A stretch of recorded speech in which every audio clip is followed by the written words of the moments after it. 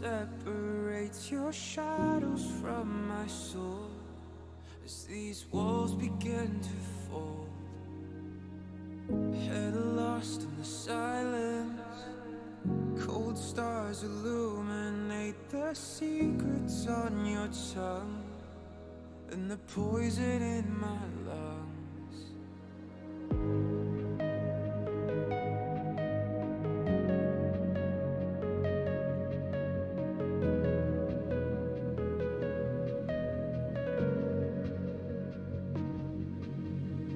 Every passage ends, a new road begins. The further I descend,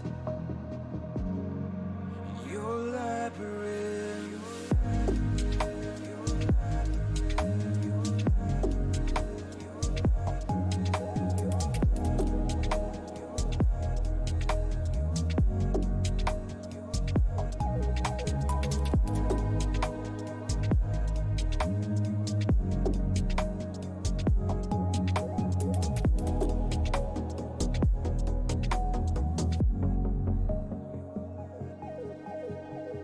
Blind eyes in the darkness, frail hands reaching out, sword echoes in the smoke as the doors behind me close. No cure for the madness, each turn tangled in the fear of losing sight of the slowly fading light.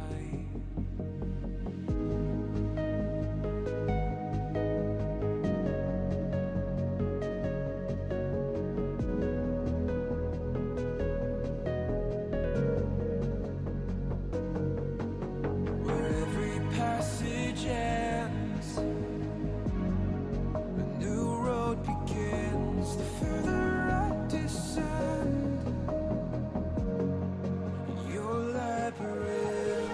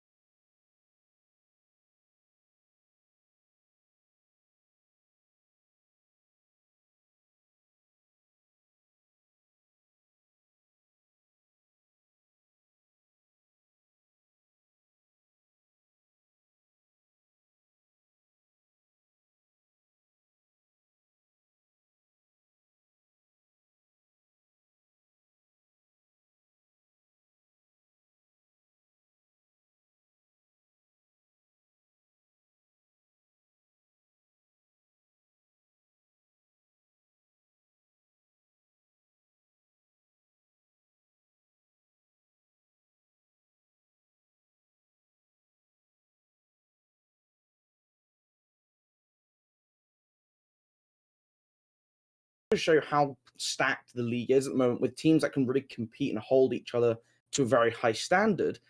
But it does mean that Wolves have maybe been able to progress a little bit from Playday 1 to their second game. Well, being able to pick up 2 wins rather than 2 losses is obviously a huge change, even if the round counts were still very similar. I mean, yeah, that game was definitely very close, and the other one was also close. They played pretty good, and considering what maps we're gonna play today, I I guess we will be able to predict their performance a little bit better if we wanted to. As soon as we know what maps we're gonna play today. But I mean, besides that, um, against no fear, just hopefully we're gonna have a close game, right? We don't want the new team coming in here and just kind of getting destroyed. It'd be interesting if it was the other way around, if we see a really good opening performance from No Fear, despite coming in, they missed a couple games, but ultimately they still have a chance of putting up some good points. So we just had him that those matches that No Fear missed will be replayed. So they still have a chance of they will get to play all the matches that they would normally get to play over the course of a season. So I think it's 2 matches they're missing out on so far. So they'll get caught up to speed. And then we'll have to see, after this one, this will be their telling of what's to come, I guess.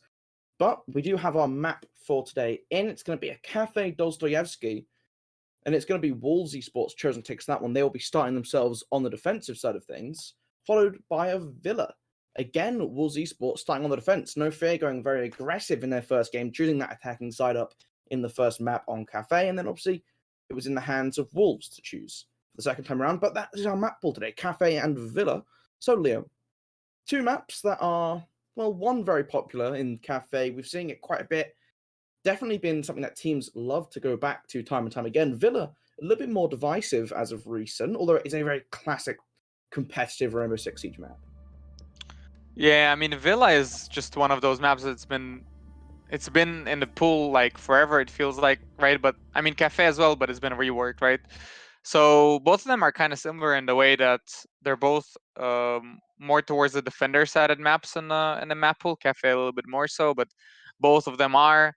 And as you see recently in the European League, teams are really struggling to attack on both of these maps. And I mean, I don't know how much is gonna translate to this level. I think it will. I think it might be even harder to attack for for these teams than for the UL teams. So I'm expecting a lot of really defender-sided maps from both of these. And that's just me saying to the audience, right? Once you're gonna see the team getting stomped on the attack, just wait for it and wait for the comeback on the defense, because it's probably on the way. And the team that was gonna win is probably the team who's gonna figure out their attacks. The team who's gonna get 2 or 3 attacks is probably gonna win the whole map. And it is interesting with Wolves starting both of these maps on the defensive side that, well, that should give them the upper hand in the beginning of these maps. Like you say, that side swap can definitely change things up. And there's been a lot of discussion recently about what is a successful attacking half. And like you've highlighted, the difficulty of putting attacking rounds on the board sometimes can really come back to bite you when you start on the attack, because it means you have to play way more consciously on that defensive side. There's less room for error. You can't really make any mistakes, or else, well, that attacking side, if you've struggled, you're opening the door for them to really push through and take the map home. Yeah, definitely.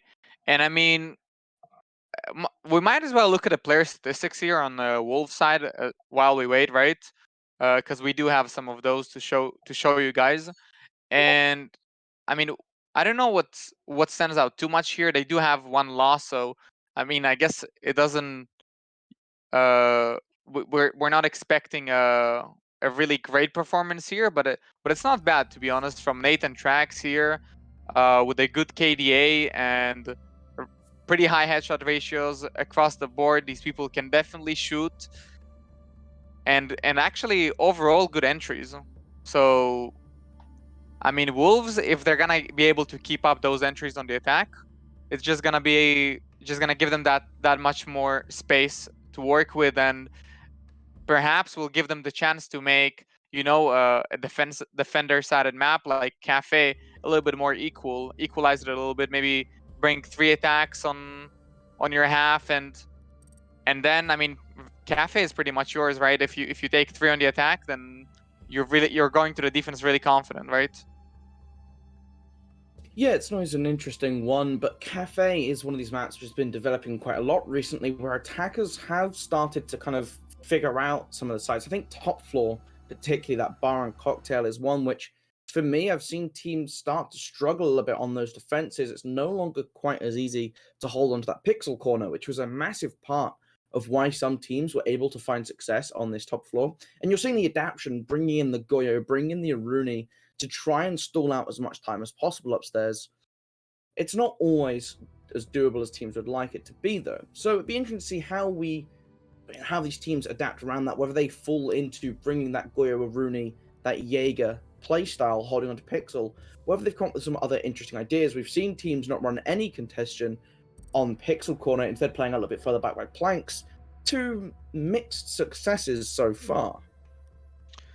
Yeah, definitely. I mean, usually things are done for a reason, and there's a reason why Pixel and Cafe, for example, is just so standard and played so often. But I mean, uh, the games that you're talking about, we're talking about a slightly different level, right? And it's possible that it's just these teams just trying to adapt, trying to surprise the enemy team, right? Trying to outplay them, maybe counter strat them in whatever way. But generally sticking to the basics, making sure you're holding those strong spots is usually what's gonna get you the win, right? You can try to outmaneuver, surprise, and counter strike your enemy, but at the end of the day, in this case at least, one team shouldn't have any information on the other here. So I don't see Wolves trying to do anything crazy in terms of adaptation. Maybe NoFear will. They have 4 maps to work with here, right? So they have a lot of VODs to go through, and if they did went through these VODs, then they're gonna have a pretty good idea of how Wolves is playing this. Oh, and I'm pretty sure Wolves already played Villa and Cafe both, right?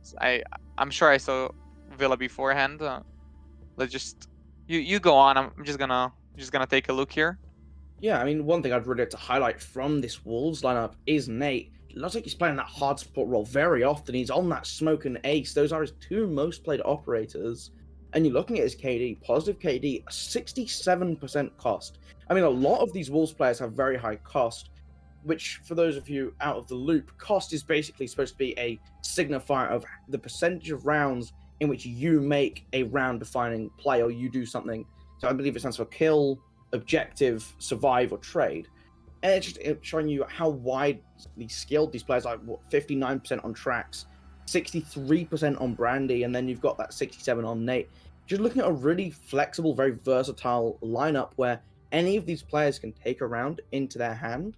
Be interesting to see how that changes up, whether they can keep up that consistency through the season, because they have played a lot of rounds. So to be putting up these kind of numbers is quite impressive. Yeah, definitely. I mean, especially from your support player, right? Coming in with a positive KD, very good cost across the board, like you said, and that's what usually brings you the win. If most of your players, let's say 4 or 3 of your players, they have very high cost, let's say above 70%, usually you see that team winning a lot of rounds. Sometimes even rounds that it looks like maybe the entry didn't contribute too much, but I mean, if his cost is high, he probably got traded or survived when he should have, and won because of time or anything else, right? That's why cost is so important, and that's why it gives us a little bit of a better understanding of how players contribute to the game besides their KDA. Absolutely. And it'd be interesting to see if they can just, keep that momentum going, keep putting up some strong performances. And they've started to hit that winning streak. Can they keep it going? Can they put 2 back to back? We'll have to find out. But Cafe and Villa will be where we take place. So we're just trying to get the lobby set up. 2 players that we're still waiting on. But it's just going to be interesting to see how this plays out. Do you have any expectations for Cafe? If we looked at the Wolves, we don't have that information on NoFear, like I'm going to keep saying, just to reiterate. But what's your expectation? What are you expecting to see from this game? Anything specific? Maybe some pickups of specific players? Are we seeing any? What do you think we're going to go?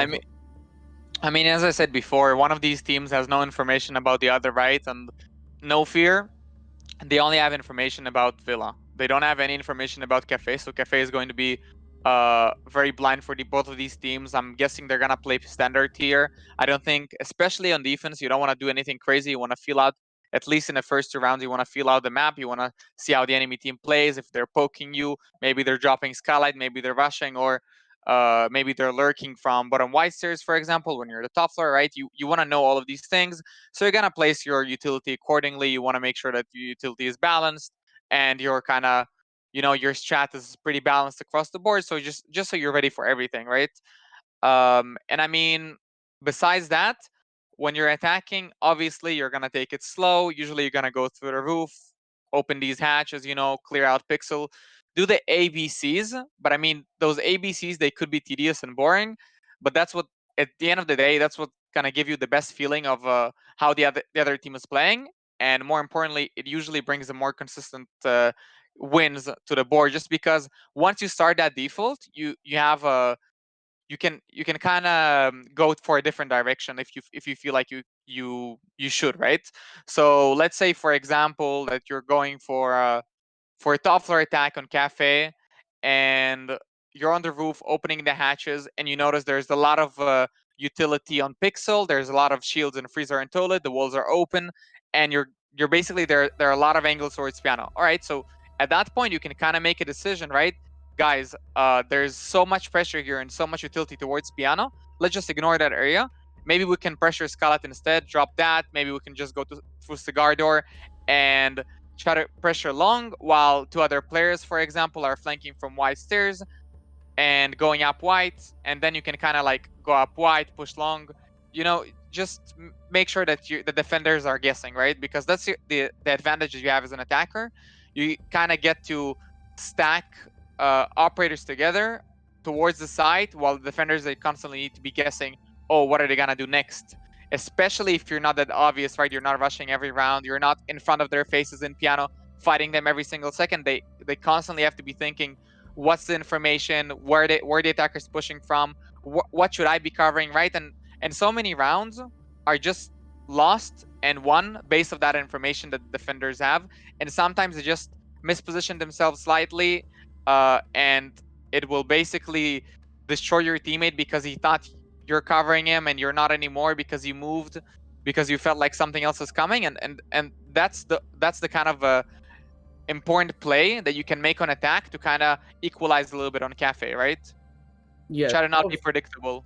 yeah, there's a lot of windows, especially on that top floor, where you can try and catch out some angles. You can be a little bit sneaky with it. We've seen some bullet hole plays on the white repel window, for example. And it's just more examples like this, which can really help the attackers find those early picks and get that early control of the ground that they want to take.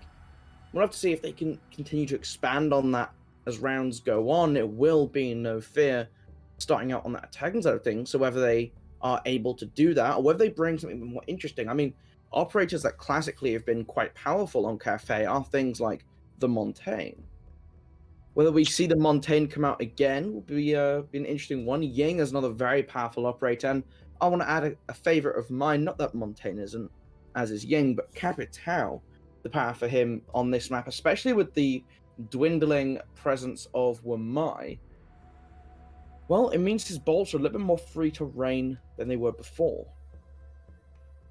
Yeah, definitely. I mean, you can even pull out the 1Y ban, right, and start playing the Capital just to apply that constant pressure on Pixel, because you know that those ADSs are not going to bother you. You can just constantly fire him every single round and make sure that he's out of there. And that's going to be useful whether you're attacking top floor or whether you're attacking onto reading, right? Because that Pixel and that top floor is just so important for both of these sites.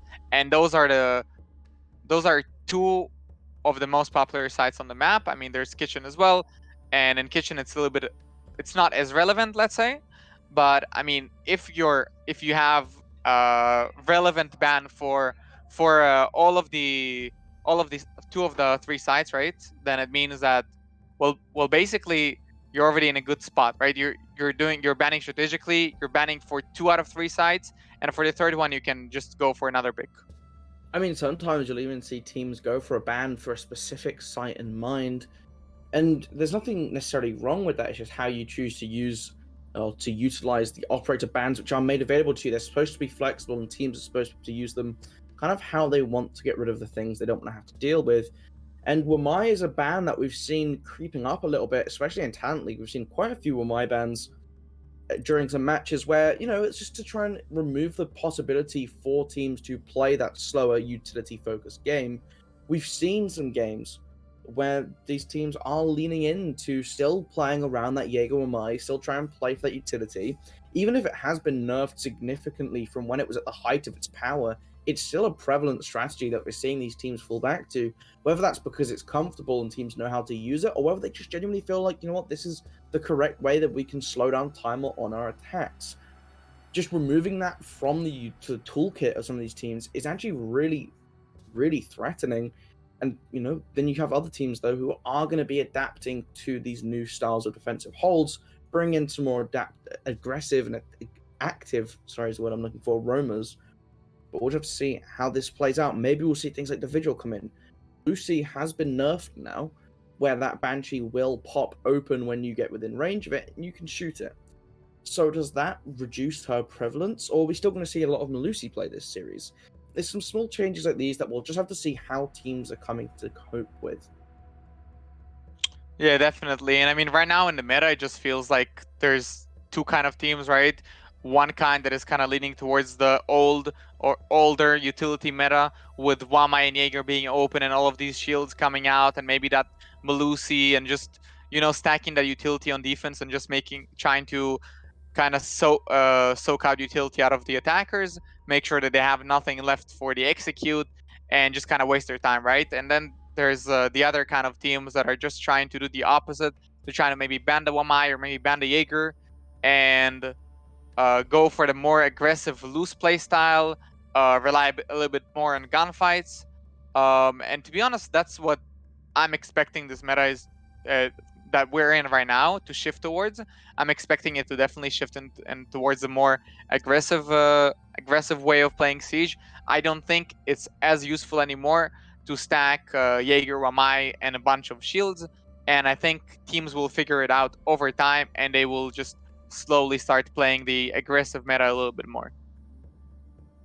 We have the results of our community poll that have come through, and it's, well, somewhat to be expected. You're looking at 65% in favor of Wolves taking the win today, 13% for a draw, which leaves the remaining 22% of voters have gone in favor of NoFear Gaming. I mean, well, that's fairly one-sided, leaning heavily into Wolves.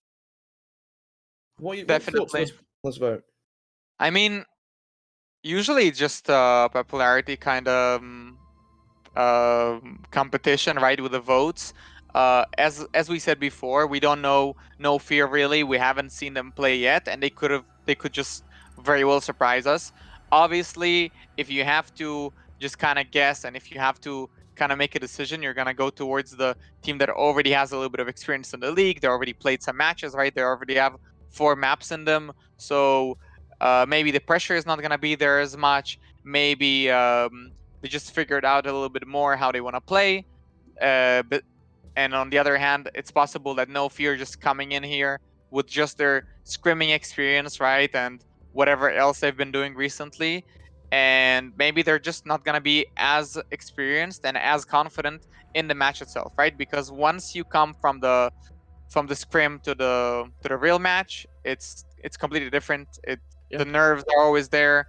You're always gonna maybe some players will slightly shake, some players will actually really shake, and as the more you play, the better it gets. So for a team like NoFear, maybe they're not there yet. Maybe they're gonna, or maybe they're just gonna prove us that they're not really that new to they're not the newcomers of the league, and they're actually gonna dominate. Well, like, who knows, who right? knows indeed, but we're about to jump into our first game with every team, both teams, basically being ready. So, Cafe Dostoyev's Wolves, the known quantity, the champions from minor league last season against, well, as we will find out, either the Zeros or the Heroes in NoFear Gaming as we jump into Cafe Dovzitsky for the banning phase. And are you expecting to see a Thatcher? And why are you expecting to see a Thatcher? Of course, I'm expecting to see a Thatcher. I don't think we need to talk about that anymore. The reason why is just because it's just that strong, and the other reason is because all the teams are just used to it. The defending team is okay, never mind. All right, this is. I think it's not that I don't. I usually see a. I usually see. We all usually see the defense side banning Thatcher first, right? We also never see them banning Zofia in general. So they actually did the exact opposite. I don't know if the Thatcher ban is gonna come out here. Yes, it will. I mean, uh, the strange thing for me is just that the attackers ban the Thatcher instead of the team that is starting on the attack is banning the Thatcher instead of the team that's starting on the defense that banned Zofia. I mean, I'm not too sure what the use of the Zofia ban is. I'm not too sure if that's a target ban or anything else. But a Thatcher ban coming in from the attacker side is a little bit strange, just because I mean they didn't ban it. You could have just kept it open and kind of abuse it, right? If you had the right ideas, you can really make this really attacker sided with a lot of nades, and just making sure that you're breaching these walls, bringing in that ace, for example, and the Thatcher combination is gonna make the top floor basically obsolete because there's nothing to ban a trick, as you know. And because there is nothing to ban a trick, Thatcher would be so potent there. You can just chuck in that EMP, right, and a couple of ace charges, and there you go. You have the freezer wall open. You have full pressure on site, and you could possibly go for execute, right? But I mean, they chose not to do that. They chose to go for comfort for what they know. They didn't want to try and adapt and guess here how they want to play this map. For me, it just tells me that NoFear is they don't want to do anything risky here. They want to go for the conventional plays, and they don't want to do anything weird. On the other hand, Wolves, that's a pretty confident ban, right? Taking out the Zofia means that you probably have a game plan. Whether it's good or not, I guess we're gonna find out. Attackers need to locate and defuse bombs. We are jumping in and bringing, well, they chose not to bring that Zero Sniper, instead staying on that Zero, so another useful operator. But on the other side of things, we have a couple interesting picks. Well, firstly is going to be Sven and that Frost. So an operator which is, teams are picking up a little bit more often, trying to catch off their opponent. Very flexible now that they have that ITAS-12. You have the pocket shotgun, you have the deployable shield. You have a decent primary weapon with that 1.5x available if players choose to go for that. 5 seconds left. Yeah, Definitely. Quite nice pick. Yeah, I mean, Frost is just it's fun to see Frost being played more and more often, right, on any map, on any sides. And I mean, our primary is pretty good. She has that 1.5 as well, of course, and as you said, that shoddy just, I mean, why not? The utility is usually good. Where she strongs at and where she excels at, usually at windows, it's not necessarily to actually down your opponent. It's more so maybe to, just kind of make sure that they show their presence. They don't just repel in without thinking. They have to actually go upside down and, make sure they make at least a little bit of noise. But I mean, enough about that, as Wolves is heading towards the top floor defense here, and NoFear is already attacking on the top floor. Looks like hatches are open, and I mean, look at that, already 2 minutes on the clock here, and looks like they're gonna try and burn some utility in a freezer. Yeah, just trying to get rid of this, trying to get a fragment deep, trying to remove any potential utility, and that's going to be Sven taking a hefty chunk of damage from that fragment that can come out. Not quite enough to land himself the kill, but will be enough to get the job done, just to scare that Frost a little bit, put them in a dead position where if they try and take too many aggressive engagements, well, they come out on the wrong end of things, as Luke is still trying to stall out for a bit of time, flying in Pictool. He hasn't really had much aggression yet, a couple of drones which he's been able to remove pretty swiftly as that ADS is starting to get burned on out. Sven trying to peek in just a little bit to give him some assistance, has the angle onto window, and that's Urush, that Yana down to very little HP, in a very tough position as Fab, and he gets sprayed, but it will be Gravity finding that Yana, removing them from play for the first kill of the game. NoFear on the back foot already with 1 minute left. Still haven't quite been able to remove that pixel shield, but as I say that, Salvo, that sledge on the rappel, I believe, on minibar window, able to shut down Luke. That's going to be the Jaeger out of action now as well. 4 versus 4 with 50 seconds left on the clock. Yeah, I mean, looks like we're gonna get closer here towards the execute, and definitely feels like the attackers are in the disadvantage here just because they don't have enough map control here to execute on the site, but that's where it comes down to the gunfights and whether they can win them or not. Looks like Ash is just gonna hold here from wing towards the heaven balcony, and Salvo is gonna go for that rappel on the window.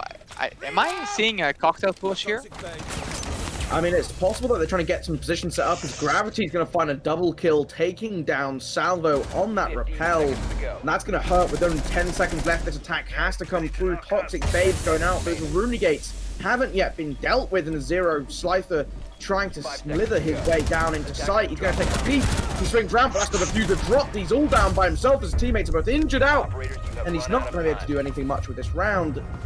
As Wolves going to take home that first round on the defensive side of things. I think the attack from NoFear was just a little bit too slow that time. Yeah, they definitely stalled out way too much. I mean, I was expecting the execute to come in at around 30 seconds, and then those smokes babes, they just started popping, and the attackers really hesitate to push. So at that point, you kind of have to, it's kind of expected you're going to lose on time, right? You're attacking Cafe here. You need to make sure that you're making a decision. You need to be a bit more decisive. You need to make sure that you know what you're going for, and it didn't really look like NoFear knew what they exactly want to go for, besides Salvo on the cocktail rappel there, maybe trying to make a play there, or I'm not too sure how he died at the end. I guess he rappelled in. I'm not too sure, but I mean, while you set up your player there on the rappel and you're creating all of that pressure, that's the time to push. Not wait until they start smoking you and they're really ready for that push, you know? So this time around, hopefully NoFear is going to try and adapt a little bit. I wouldn't mind seeing even a one-sided push here towards the site, just to maybe try and, you know, work a bit better with time management here instead of going for the clear. But I mean, regardless of what they do, even if they clear right now, I would like them to just speed up the pace a little bit, especially when they get close to the site. Yeah, I mean, that all makes sense to me. It's just, it was a little bit worrying so early on from NoFear, but maybe they're not warmed up. Maybe they just need to come back at this with a little bit more, and well, changing up the site will give them an opportunity to do so.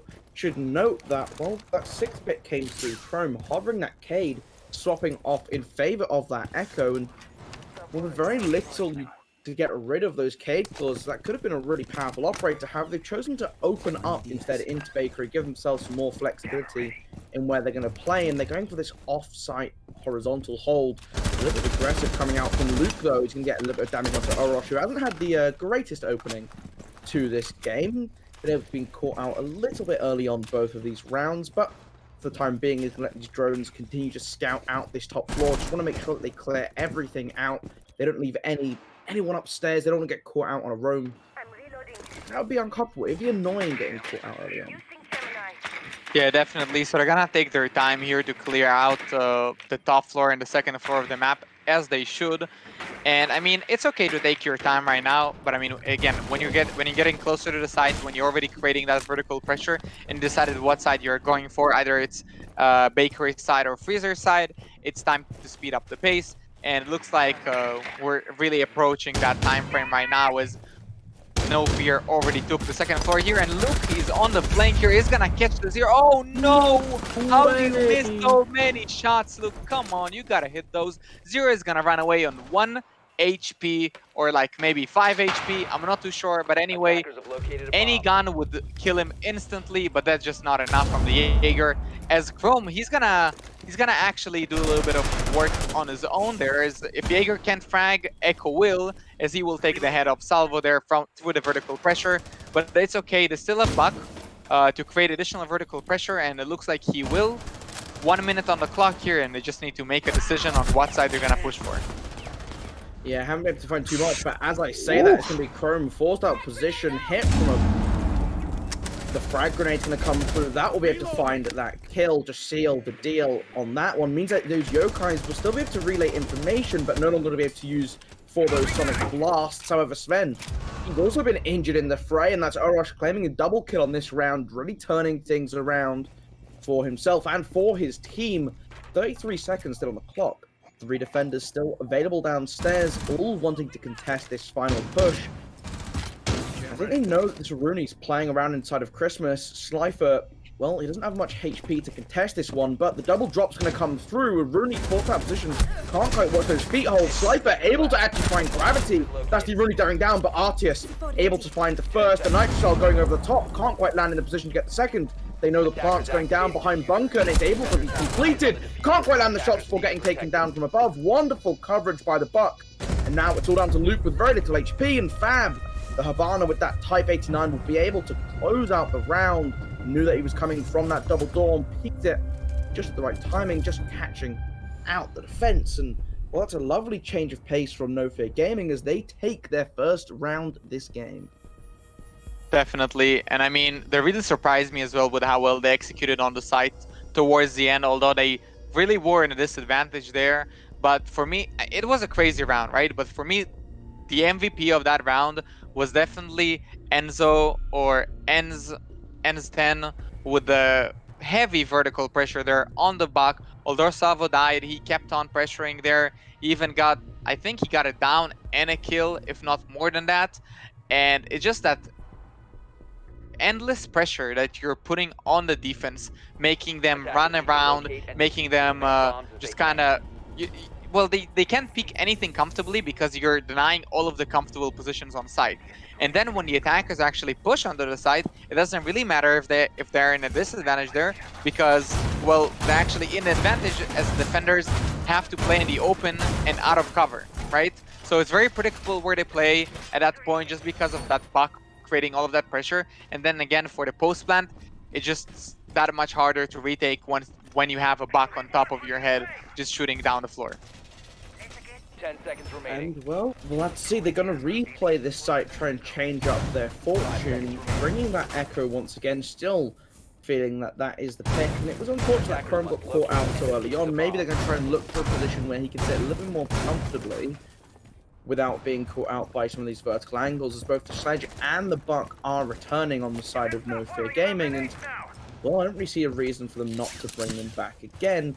The roam clear from the top floor will probably come through once again, just trying to make sure that they keep everything open. They know what's going on upstairs, and because of this, there's a lot more presence being dedicated upstairs. You see that Artius on the Melusi.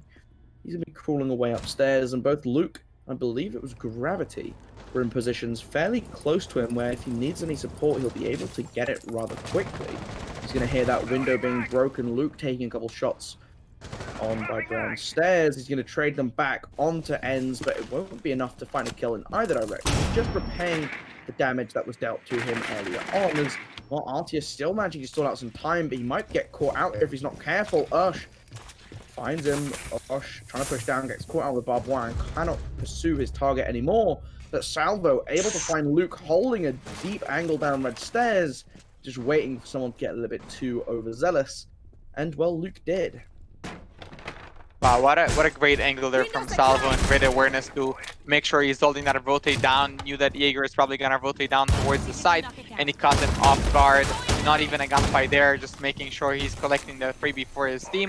And as I say that, NoFear, they're already established. They got a kill, and they established top floor and second floor control here, and they're gonna start with a heavy vertical pressure onto the side. Oof, and that C4 is gonna do so much damage from Sven, as both of your vertical players are gonna go down, and that needs to, you have to change your plan entirely now. Yeah, it's gonna make it a lot harder. You no longer have the ability to dislodge specifically this Echo, who's playing back in bunker again, trying to toss that grenade down onto Sven, but it's really not going to be able to do its job. And so now the defense can hold on to their positions. As well, you see here Chrome able to sit on those yokais relatively safely. He has protection on both sides of him, and that deployable shield above the staircase hasn't been dealt with this time around, which means Gravity will be able to continue to play this aggressive position. Because last time it was Slither able to to push him out just by contesting him at the staircase, even though he's on low HP. One-shot, headshot mechanic means you always have to be just a little bit more careful with your life than you might otherwise be. As now they're just waiting for this attack to come through. 20 seconds on the clock. It's going down ridiculously fast at this rate, but Orosh able to find the first. As RTS is looking to find a new spot to hide away. That plant is going down inside the site. They were able to drop a Mr. Chaos. Chrome doesn't have a yokai in position, or at least he's going to go with a gun instead. Can't quite land the shots on the first, but able to find the second. Has to reload, swapping to that bearing 9. He knows where one is. Orosh on that Yana, pushing round, swinging around the window. Isn't able to quite hit the shots, and is left with very little HP, as a result of which Slifer trying to get in a position now, but Oroch currently alone in sight, being pushed by 2 attackers. Chrome hunting his prey. RTS looking for some support, but it's going to be Slifer able to find the first. Chrome swinging for the second, can't quite land the shot. Knows he's in the prone position, able to get the injure down onto Oroch. Now has to set himself the ability to defuse. As well, Slifer's going to drop that patch. He's rotating around, but I don't think... Oh, he's come off the diffuser, which means there won't be enough time over there, but Slifer able to find Chrome. Will secure the round for his team. Ooh. Well, that's another, Oh, wow. Another round for this attack, which has gone very well on Kitchen.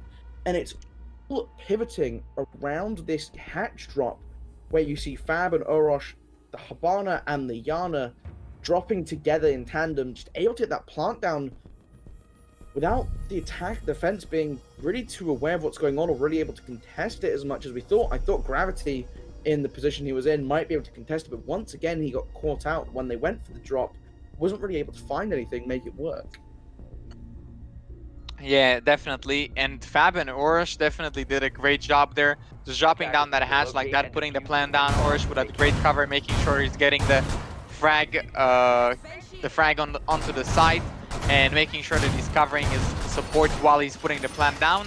And to me, it just says that, I mean, it was a great round by NoFear in general, but them just being able to just kind of claw it back from, again, a situation where you really have to wonder how they kind of made it work, because it really looked like that they couldn't win that, right?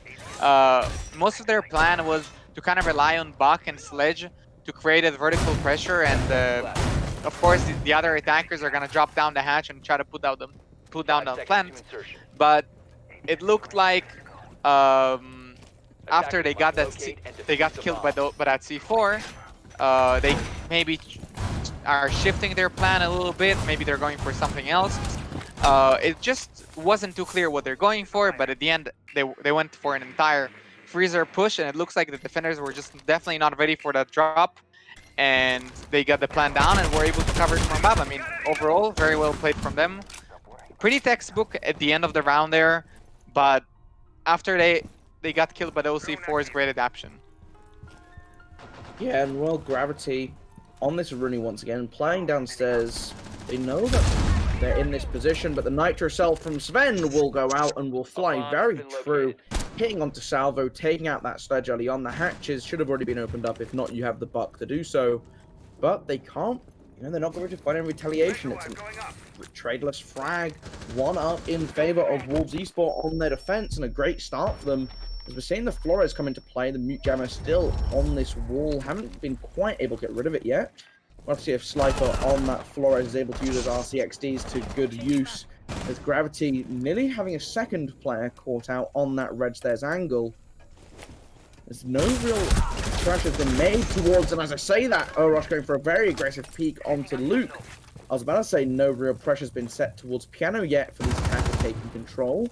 The RCXD's trying to get rid of that Mute Jammer on the wall. Maybe you can go on that window repel, get a frag grenade in to get rid of it, but just wait and see how things play out. Gravity looking for something aggressive downstairs, maybe try and go for a run out of the side of Garage.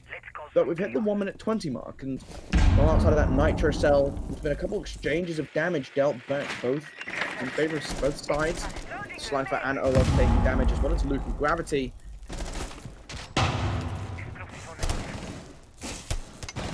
Yeah, NoFear definitely is going for this piano take again, although they don't have the nades anymore on Salvo, who again got caught out by the C4 from Sven, who already got, I think, his 3rd C4 kill, if not his 4th.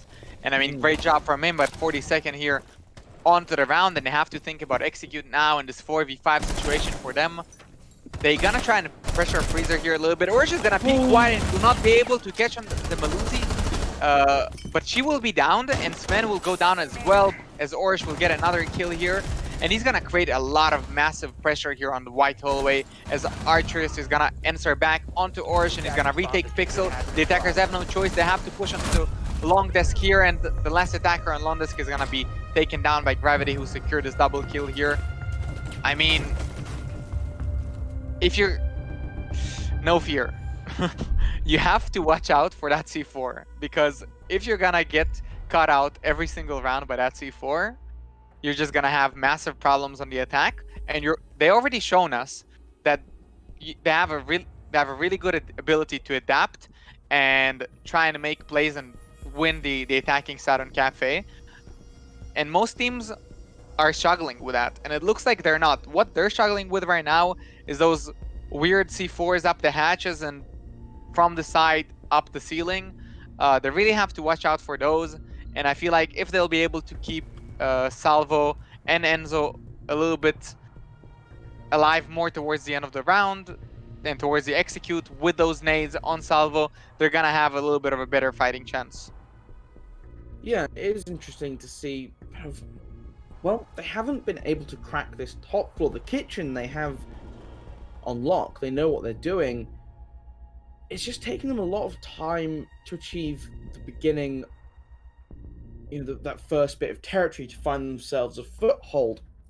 I'm wondering what is slowing them down so much. Like, that mute jammer caused so many problems for them on the attack last round. They took quite a bit of time trying to find a way to get into Piano, not really utilizing the window that they have available there. There's probably not going to be an ADS protecting that mute jammer. You could probably get away with shooting the gun 6 on the Yana, or even just a frag grenade from the sledge or the Yana. You could throw that up very early on, get rid of it, and not have to worry about it much more throughout the round. It's just interesting that these are the problems they're running into. We're trying to get Chrome back into the lobby, had to take that time out just to try and sort some issues out, or just reconnect or get something up together, but they are going to be returning to this kitchen cooking service. And well, from the looks of things, they're running back the same lineup once again. It was Chrome who has both times now run that Echo. Are there any changes in the operator lineup you're expecting? And if not, how are you expecting the play to need to change from Wolves in order to be able to bring home this round, to try and keep this game somewhat even? It's currently 2-2. If you go 3-2 down, well, that's a great first half for NoFear Gaming. Not so much for Wolves. Definitely. Wolves is definitely on the backside right now, and they're looking to maybe try and claw back 2 more rounds and finish this in a 4-2 split, which is not going to be terrible for them. It's definitely going to be okay for NoFear, but for Wolves, if they end up losing another round and another round slip out of their grasp, then they're going to find themselves in trouble. For me, Chrome on the Echo is not necessarily a bad idea. It's just the way that they're using him. They have to try and put him in a place where he's a little bit more covered, so he's actually able to use those yokai drones to play them actively and try to deny the plant on around the sink there, or around the bomb, right next to the coffee machine. So what you want to do here, you want to try and not go for these aggressive roams and aggressive flanks, and try and rely more on the Echo on the side if you are actually going for that strategy, right? So you want to try and stay alive, especially Luke.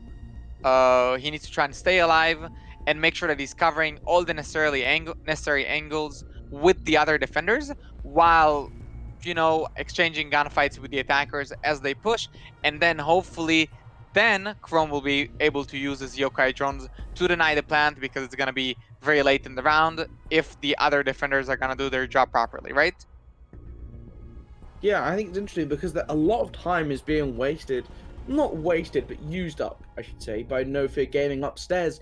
And it is putting them in these opportunities where they're forced to make a push in the last 30 seconds, which is where you'd expect a pick like the Echo to be so powerful. That is where he thrives. None of these yokai seemingly haven't been in the position, or they haven't been the go-to resource in order to disrupt these plant positions, is, well, something of interest, I think, and we'll have to wait and see how they can adapt this up. But this Echo pick, like you say, should be so powerful. isn't quite working out. Definitely. And what they need to do is just, just change the position of Echo. Put him on coat, for example. If you put him in coat, he can cover the side in case they're going for bakery, and he can play on his yokais most of the time without fearing for his life. I mean, worst case scenario, he can move towards the top red stairs area, for example, and play from there. And if they're actually going for kitchen, he's usually covered there, so he can play around that Harry Potter area and in the bottom of the red stairs. Because in the first time that they defended kitchen, he took early gunfights. He definitely got a kill there, I remember, but through the vertical holes as well, which is definitely challenging. But I mean, he died earlier in the round when before the execute actually came in, and the second time around, it didn't look like he was in a position to play on his yokais. He was more in position to take gunfights and try to deny with his gun. Right? I remember that we saw him in that kind of a clutch scenario there when he downed the Diana towards the end and Freezer. I don't know if you remember that, but the bottom line here is use that echo to the best of his ability. So make sure that he's covered, let the other defenders do their job, and if they do it good, then your yokais should be enough to just deny this plan towards the end of the round and just win by time. That's it. That is what they need to do then, and we'll have to see if they can execute on Defenders, that, protect your bombs as from we are being going to defused launch by into attackers. round number 5. We'll have to see how they change up this kitchen, what they bring to the table, whether they're ready to take on the new challenge, as they're setting up in a very similar fashion, so it clearly is just that they feel a playstyle change, or just a tweak to their final seconds is what's going to be important. And I think for me, I just want to see them keeping a better eye on this hatch drop. They have that Aruna gate in position, they're punching this hole open once again, give themselves some flexibility here, 10 seconds remaining. and so they're starting to do that.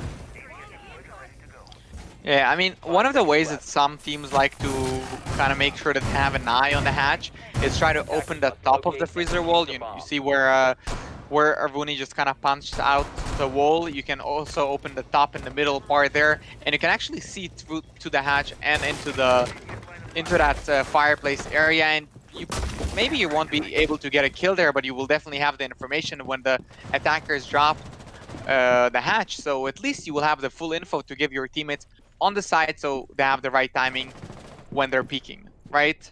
But I mean, enough about that. We're gonna see what they do when they actually attack. Let's see what's gonna happen here under Vom. Chrome is gonna get the actual early kill, the opening frag on the round here towards the double door on Bakery here. And I don't think it was a spawn pick. I think the attacker just challenged as they challenged Luke, and he's gonna get another one for his team. Great job from the Jaeger, finally showing up on the scoreboard. And a 5v3 for Wolves, a really confident 5v3 at that, and it looks like NoFear is going for a Bakery attack here this time. Yeah, the frag grenade's going to go out, but Chrome's already maneuvered himself to safety.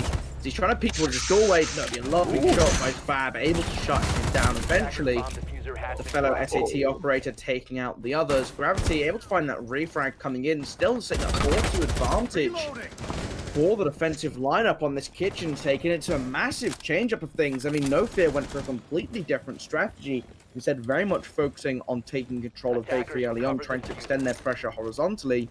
Didn't really work out for them this time around, and that's something to take note of.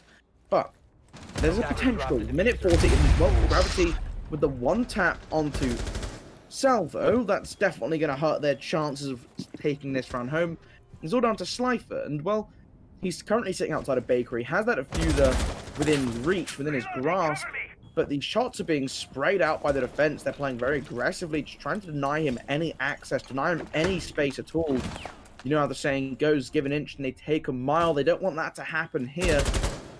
But it looks like they are starting to play a little bit more passively, allow Slifer to make his move as, well, there's 50 seconds left in the round. We'll have to do something soon, trying to recover that diffuser. And, well, when he does, the shot comes straight through from Gravity. Wonderful play from him, securing quite a few kills for himself in this round. A triple kill on the round it will be. And, well, you know, Wolves Esports will be very happy with that round. It might have been a little bit of a throwaway by NoFear with some of the positioning and that rush from Oroch, which could have worked really well. It was a nice little gamble. Unfortunately, you don't always win when you gamble, and well, they didn't this time.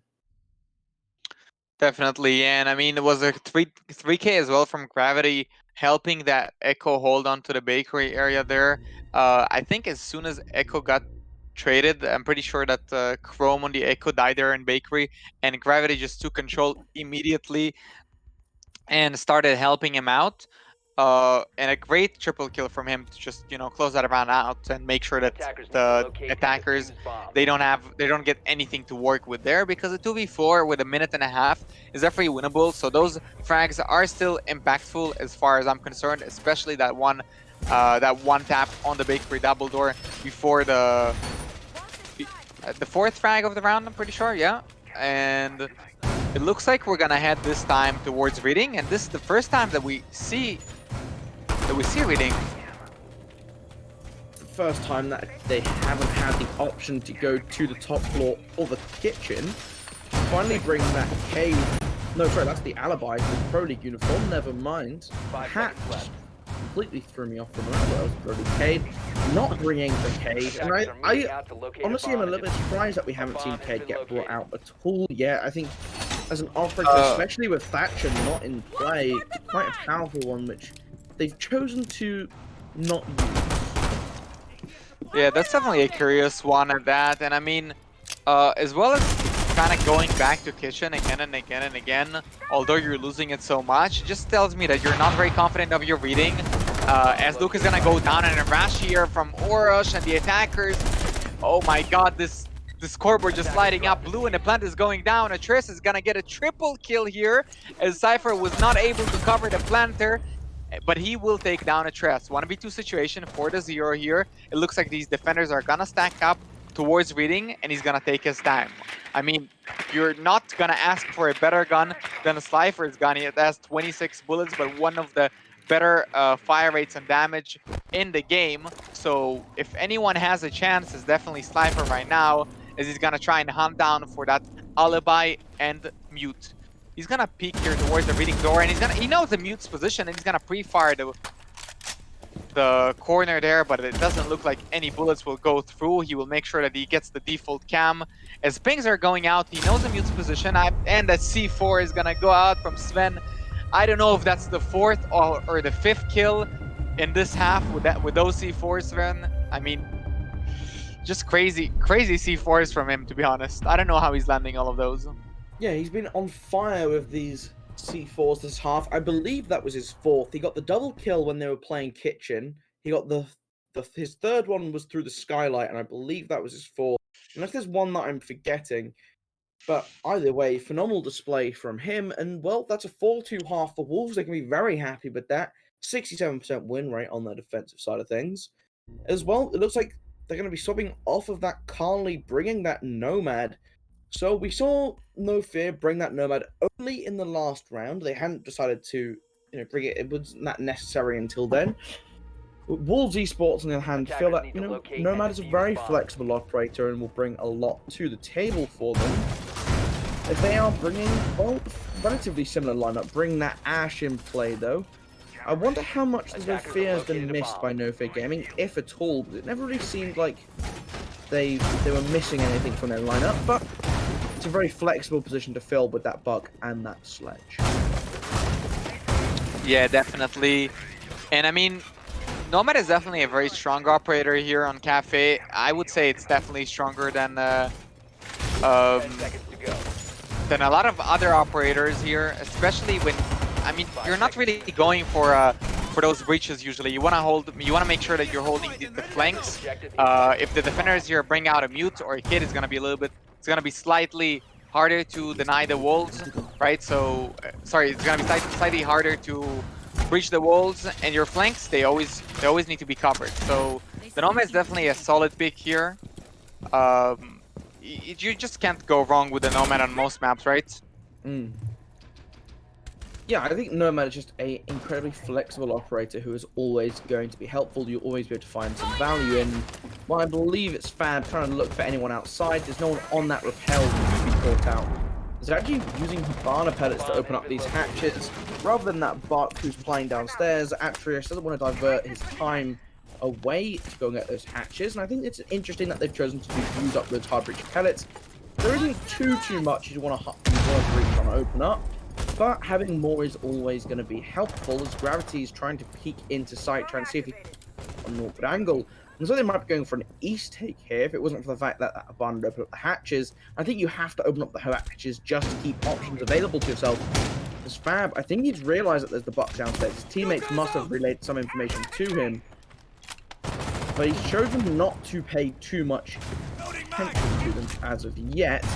As I say that, Orosh and Salvo each going to pick up a kill for themselves. And that's Gravity and Sven going down. The Soul Hard Breacher removed from play. A quick refrag coming through as Atreus able to find that Echo, able to find a second one through the floor. Why don't say that the shots from Chrome couldn't quite land with their target Fab downstairs. But it didn't matter. Atreus doing all the work himself. A minute 20 still to play with for these attackers who were all playing downstairs, aware maybe that Fab could try and rotate down. They're all keeping an eye on their backs. Chrome sending in that drone trying to gather some information, but Fab instead will choose just to run upstairs. He'll get back to safety. He'll be able to escape to sight. And well, 1 minute left. This piano control still very much in the hand of the defense, as they're just waiting to see what the move from the attackers is going to be. Will we see the white stairs, or will they come up red? And as I say that, Luke is heading up red. They'll have to be careful. Ends on that Jaeger playing inside a piano will be causing some problems for them. Won't be giving up that space without a fight. And all these Aruni gadgets, all the deployable shields are still in position, but Luke gonna swing, find the first. That's Luke taking out Ends as Fab trying to get a little bit aggressive on this bar now, trying to find a way to equalize this for his team, as him and Orosh are stuck in this position, but he's gonna get caught out, he's gonna be spotted out, and that's gonna be the triple kill for Atreus. Make that a quadra kill for Atreus, as he's able to find both the remaining players. A lovely little short peek and find second. Fantastic play by Wolves Esports on their attack here, and a wonderful take to secure them the first round of the second half. And what a great round from Atreus there. I mean, 4 kills of 4K on the first attacking round on Cafe. I mean, what's more dominant than that? He basically brought it all back for his team and made sure they have a fighting chance there. As of course Luke contributed towards the end when he caught the off-guard defender. But I mean, Atreus did just most of the work here. I believe he got the first 2 kills through the ceiling. I don't know if I'm mistaken there, but if that's the case, then in such quick succession, it was just so very impressive to watch. And I mean, Wolves is just in such an advantage right now.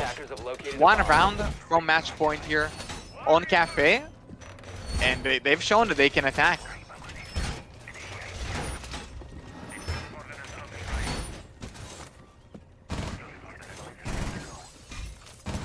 Looks like we're gonna head on back to the top floor again and try and defend that again, Golo. As the mute jammer here is gonna... I don't know how useful that is, to be honest. Can't they see that? No, they can't see that from Skylight, but I mean, N8 is definitely gonna get rid of that one, and looks like we're gonna have a very heavy shield here, very heavy hold here, sorry, on the freezer side of the map, and kind of holding on to that pixel there with the ADSs, making sure that you're denying as much of piano control as you can with the Arvuni gates and the ADSs, and as much shields as you can stack. Yeah, just trying to school down this time again, because that was the problem that, you know, Wolves Esports kind of ran into, was that when they diverted so much attention, the run out coming through though will get the first pick. And that Aruni able to jump out so aggressively and get back in so safely, but Atreus hunting down his prey now. Salvo is holding tight with the shotgun. Will he be able to find the mute as well? Orosh on that Aruni is skirted back to safety. He's completely fine in his current position. The Nitro Cell coming out from the mute, going to be dodged very gracefully by Gravity, who will drop down just a little bit, checking that drone, trying to find out any information, but isn't going to be quite in the right position. Goes prone just to double check. Ooh, Atreus is unaware of mute here.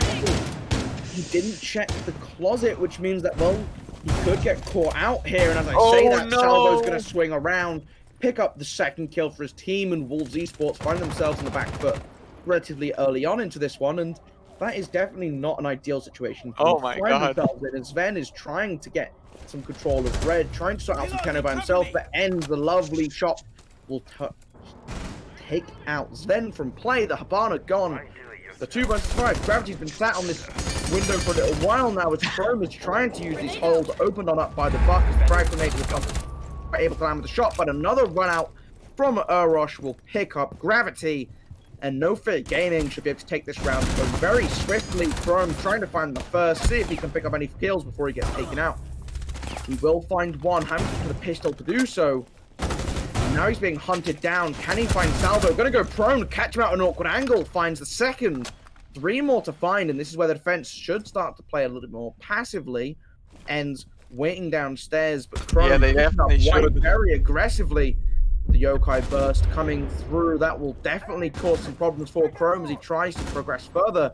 Ends coming up from behind, Fab watching from above, and it will be Ends taking him out. That Jaeger 416C will shut down Chrome, secure that round before anything can get out of hand. And there we go, 5-3 so far is the score. Wolves Esports still very much in the lead, but NoFear picking up that last one and want to continue this momentum through their defensive half. And what a momentum they have. I mean, man, that round was so dominant. NoFear just did what they wanted throughout the round. Oros just stood out to me, just jumping out the windows and making sure he's peeking everything and flanking and just hitting his shots. I mean, very well done by him. But besides that, Salvo hiding in the laundry. And I mean, how do you misdrone that, right? Because that's one of the primary things you want to make sure that you're droning. You need to know what you're dealing with there downstairs when you want to go for that vertical pressure with the Buck, right? So that the whole goal for Atreus was to make sure that he has space to make vertical pressure towards the side on top of him while his teammates can actually push, right? So the same kind of principle like you would in kitchen, but just the other way around. You're creating the pressure from below instead of from above. But it doesn't matter. You still need to make sure you're checking your corners and you're droning every single area that the defenders could possibly hide in. And he didn't. And that cost him with his life and possibly the round as well, because the round didn't look so bad for them until that point. But as soon as Buck died there by the mid, and look, he's gonna get spawn picked by Orush. I mean, aggressive play after aggressive play here by Orush, constantly getting the opening pick of these rounds and just really making it work for his team. He's looking for another now, not going to be in quite the right spot. Yeah, he's not slowing down. Onto this, and it could be a little bit painful for them. And no, it's going to be Gravity walking into the sight lines of the Cade of the Orge 3, and that will be a second for him so far this round. Can he keep this up? Will he be able to pick up any more? As Mohabana trying to take control of Bakery all by herself. The 2 roamers on the top floor, the Malusi and the Cade, might need to start falling back, but Slifer holding this angle from upstairs. I mean, this roam game has been completely uncontested so far upstairs. There's nothing even remotely sent their direction. And it just means that it's going to be so difficult for them to deal with this retake that can come through. They don't have the advantage, but a quick double kill will come through, bring it back to the 3-3. That's where Slifer and Orosh taken out. The run out from the Cade finally being caught and punished, as well the peek through the floor. I believe it was Sven able to catch out the castle. And that does change up the round just a little bit. Salvo now trying to move into a position where he can take up these holes on the castle barricades. And, well, castle's holes are still being left in play. Fab picking up Sven downstairs as Salvo looking to retake into mining. The drone game coming through. It's Atreus now on that sledge, who will be the one to open up these castle barricades, give the attackers of Wolves Esports some access into train.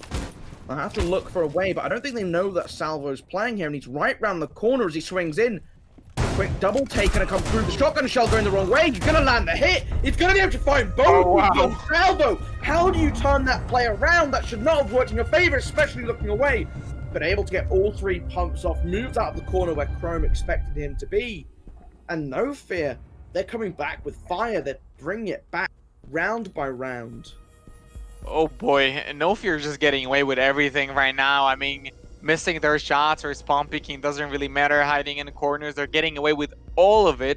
And it looks like Wolves are just not able to get a good read on them and and even kind of trade back most of the time, as these spawn picks they just came in from Orish one, and then 30 or 40 seconds after that one, another one. It looked like both attackers were relatively unaware to the spawn pick, especially the gravity on the Yana, I believe, who just, I don't think he even looked back at Orish or even shot back, right? So you can let that happen.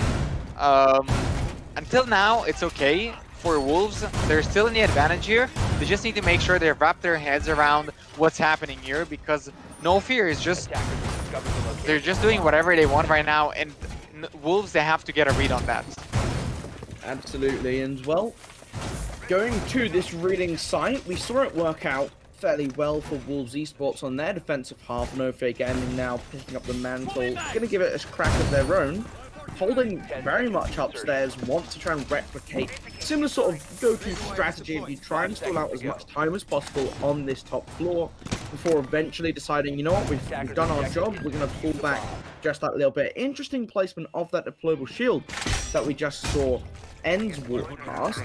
It's in Cocktail, but it's in a position where you don't really have an escape route if you're stuck behind it. So whether someone chooses to play on that shield religiously, we're going to have to wait and see. And I think it could be a little bit of a bait position almost, lulling you into a false sense of security, but we'll have to wait and see how they choose to adapt, how they choose to play around this. Atreus going to try and open up these hatches, get their start on, as they're trying to take control of Piano very early on, try and move away, get rid of Ends from this position, where he has an ADS protecting him. That won't take too much to get rid of, as long as they can use their utility efficiently, as long as they don't waste any breaching rounds, any explosives on it. Definitely, and I mean, as this attack is going to come through onto the top floor here, they have to make sure that they're aware of these jump outs, and that's why they're bringing in the Nomad, right?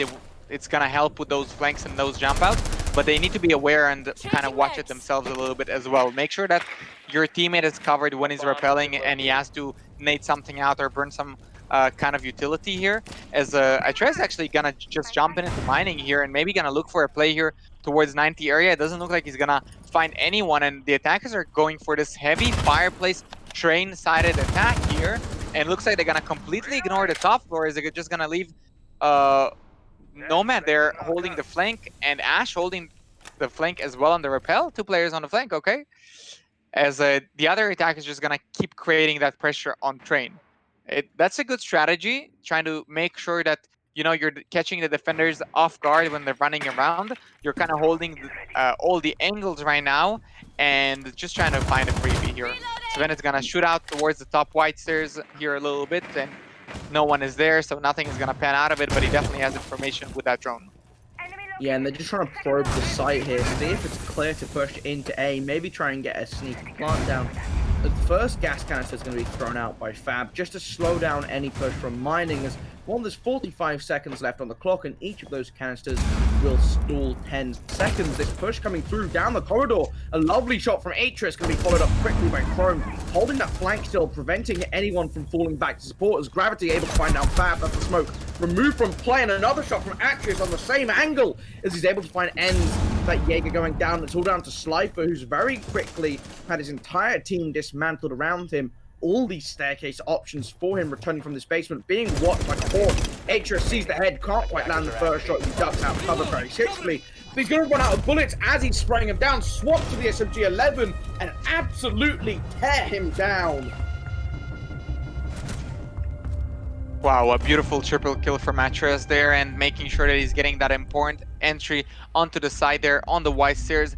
That's basically entirely what opened up the round and gave the opportunity to the attackers to actually push onto the side. So just great performance from him overall. He's really doing a lot for his team right now, especially on the attacking side, as when we swapped, he really started getting a lot of these impactful, really impactful frags, a lot of these entries and a lot of these kills that if he just won't get them, the Wolves are just gonna look entirely different from my point of view here, because otherwise when the Atreus is not getting his kills, NoFear is just running all over you. Yeah, and it'd be interesting to see now, returning to this cocktail. They've won it once on their defense, but they lost it the first time. So they knew the change that they needed to make. They made the change. and it worked out pretty well for them. I think part of that was off the back of Salvo having a lovely play and Orosh on that run out, being able to find the first one onto Luke, that Ash player, being able to get a second run out later on to catch Gravity on the tail on that east. If they can, and that's not something that is necessarily going to be that easy to replicate, a run out of a window, you know, it's not really within a large realm of possibility. We'll have to wait and see. I mean, Golo, they don't need to replicate specifically that jump out or that play, right? They just have to make sure that they keep on playing aggressive here. They're keeping the attackers on their toes, and most importantly, they have to make sure that Atreus is just not able to just kind of go into the site or get towards the site and get a double or triple kill towards that, because it looks like he's very consistently opening up the rounds when he's comfortable, when his team is setting up and they're getting ready for execute. It looks like he's always ready to get the first frag onto the site. Yeah, we'll just have to see if they can continue this momentum, if they can keep finding these opening picks, and well, that's what Wolves Esports going to be a little bit more aware of. If the Nitro Cell comes out, it's not quite going to land on any target at all, no damage dealt, as I believe it was Fab throwing that one out. Fab and Salvo are the only ones available to him, so no, it was Salvo throwing it, my bad. But still looking for early and aggressive picks, peeking up towards the Skylight, peeking up towards the hatches. This is that aggressive play you were talking about, them keeping up, just trying to continue to slow things down and put the attack on the back foot, as these Flores drones going to start to move into position, try and get rid of some utility, but Mutjam is slowing things down as Salvo finds Atreus downstairs.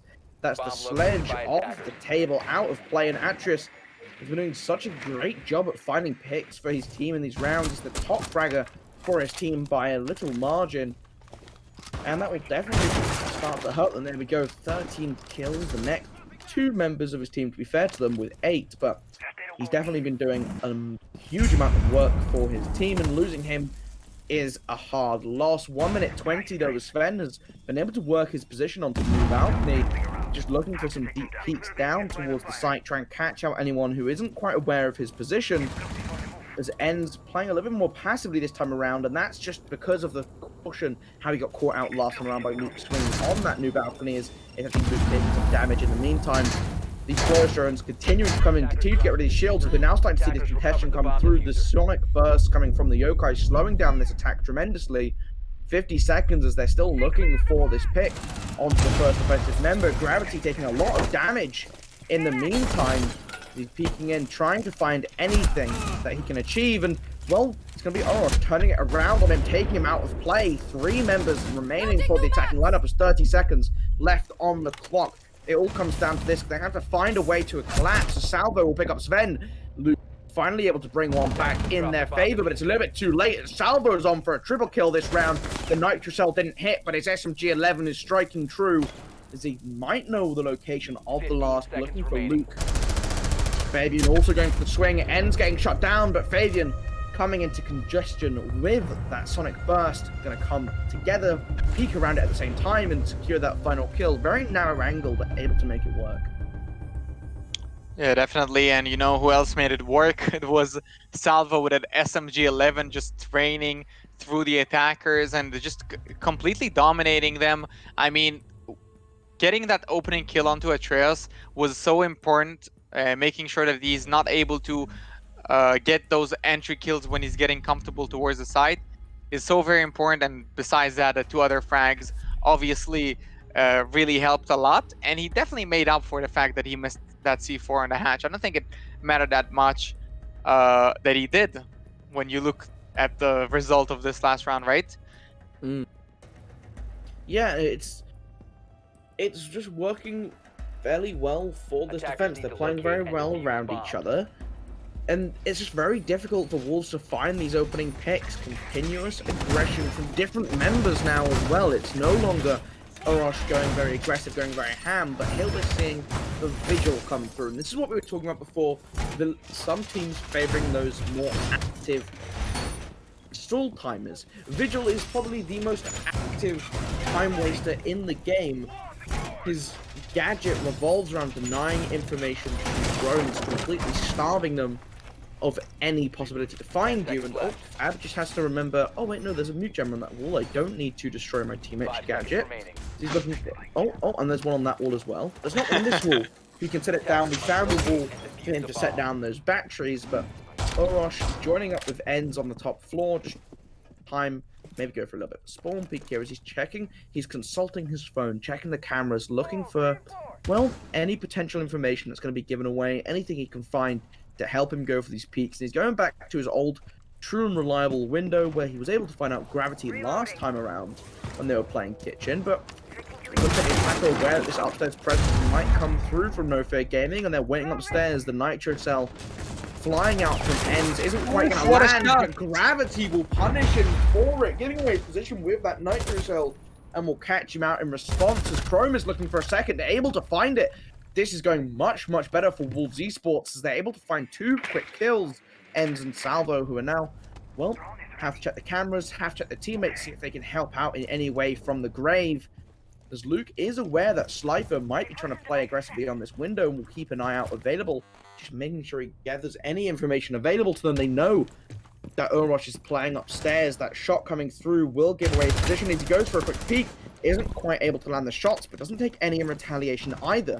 So a good job from him just to continue stalling time as he swings out a lovely shot up through the hatch onto Gravity. That will definitely help. There's now Chrome in potential shot, but no. Chrome will catch him around as he turns away. Fabian able to find the refrag, but that's not quite going to be enough. Still 3 versus 2, but a nice recovery from the defense. Yeah, so much pressure on these defenders right now as they're in a 2v3 disadvantage, most would say, and a minute on the clock here for the attackers, a lot to work with, and they have a lot of map control to work with as the gunfight is going to go towards the bandit here, and Sven is going to win it out. He's going to take out Fabian here as Cypher is going to drop down the hatch. It looks like they are aware of his position, and Sven is going to finish it out for his team with a double kill there towards the end of the round. I mean, what a crazy round.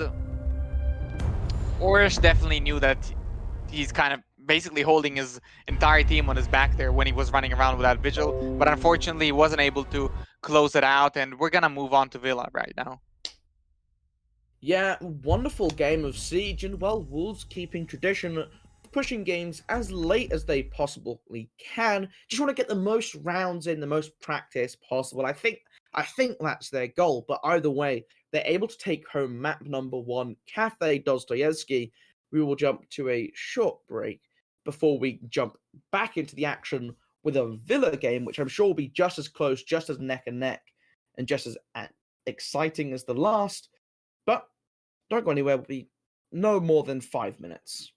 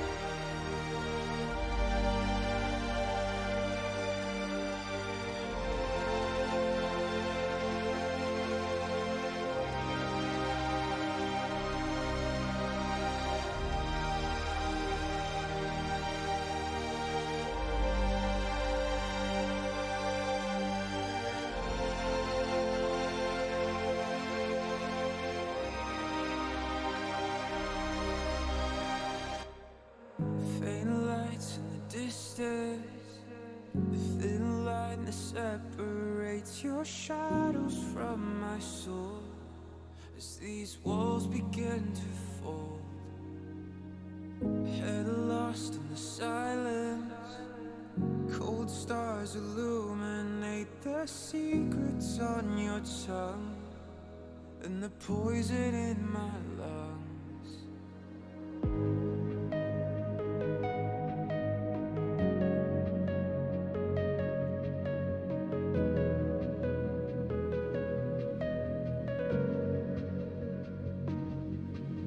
Where every passage ends, a new road begins. The further I descend, your labyrinth.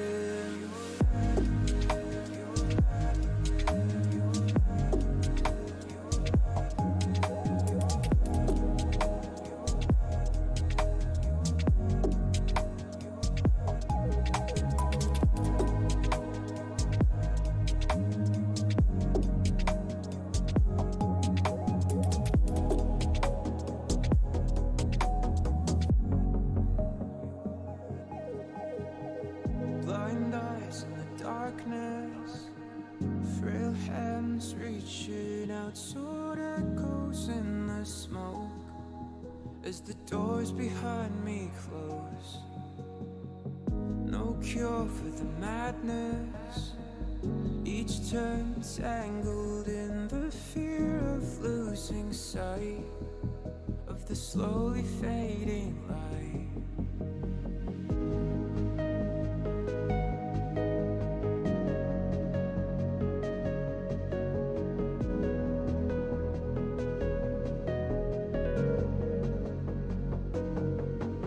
Where every passage ends, a new road begins. The further I descend, your labyrinth.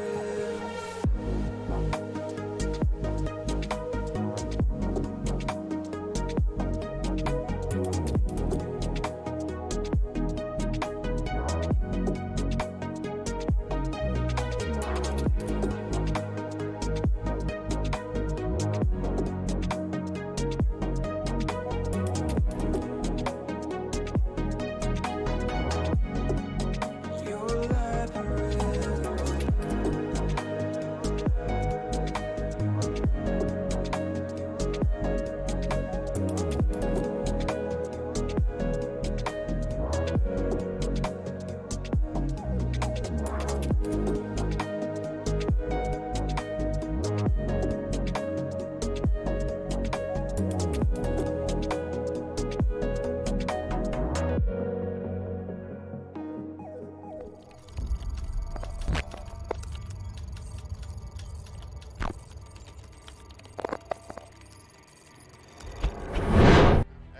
It's gonna be a really important one for this team as he's gonna take the Zofia down. And what?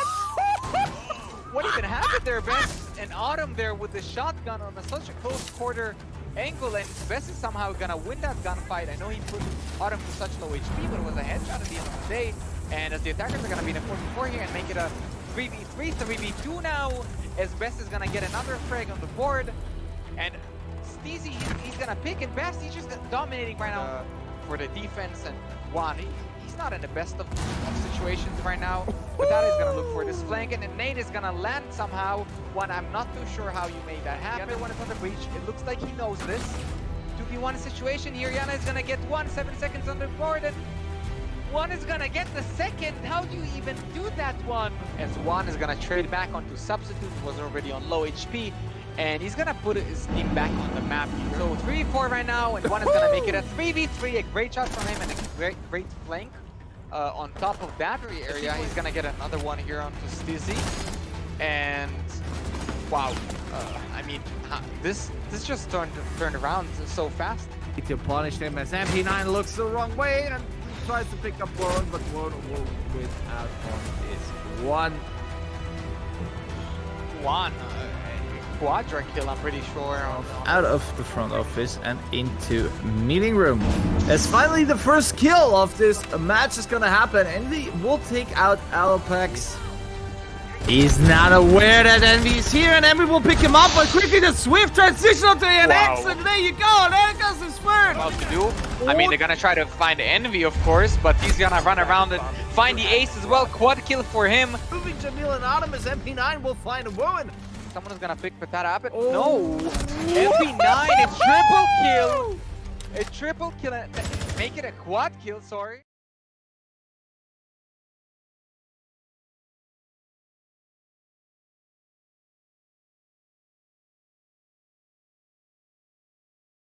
Hello, and welcome back to Talent League R6, our Major League Playday between Wolves Esports and NoFear Gaming. We had a wonderful game on Cafe just before the break, and well, if you were here to witness it, you'll know it was banger indeed, but if you weren't, we'll just have to catch you up. It was a very close game, ending a 7-5 result, just narrowly going in favor of Wolves Esports after, well, a little bit of a slow start from NoFear Gaming. They bounced back with style, a couple of aggressive plays on their defensive side of things during the second half.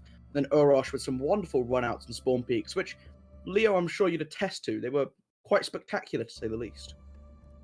Yeah, I mean, it was a great map from both teams, and after that very first round, I already told you, but I mean, I really didn't expect NoFear to perform as well, because it really looked like maybe they're a little bit clueless, maybe they're not too sure what's happening on the map or what their goal is, what they need to achieve, but they definitely proved to me that they knew exactly what they wanted to do on the rest of these attacks, and maybe it not always worked out as well as they wanted to.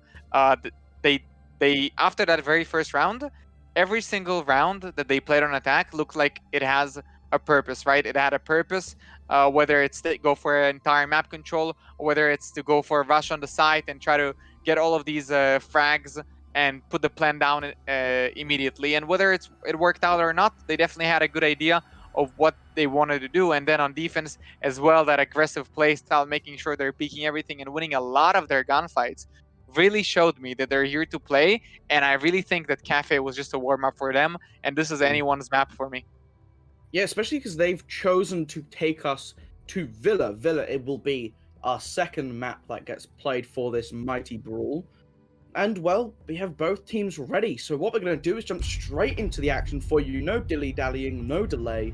Back with the damage and the destruction.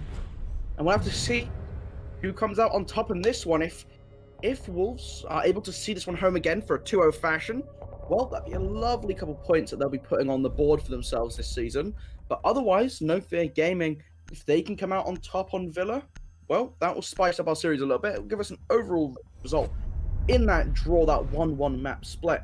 But it's going to be Habana taken off the board by Wolves Esports, and they used a lot on their attacks on Cafe. And I think this just goes to show how different operators are valued differently by teams on different maps. Villa is a map where that ranged hard breach destruction can be so influential.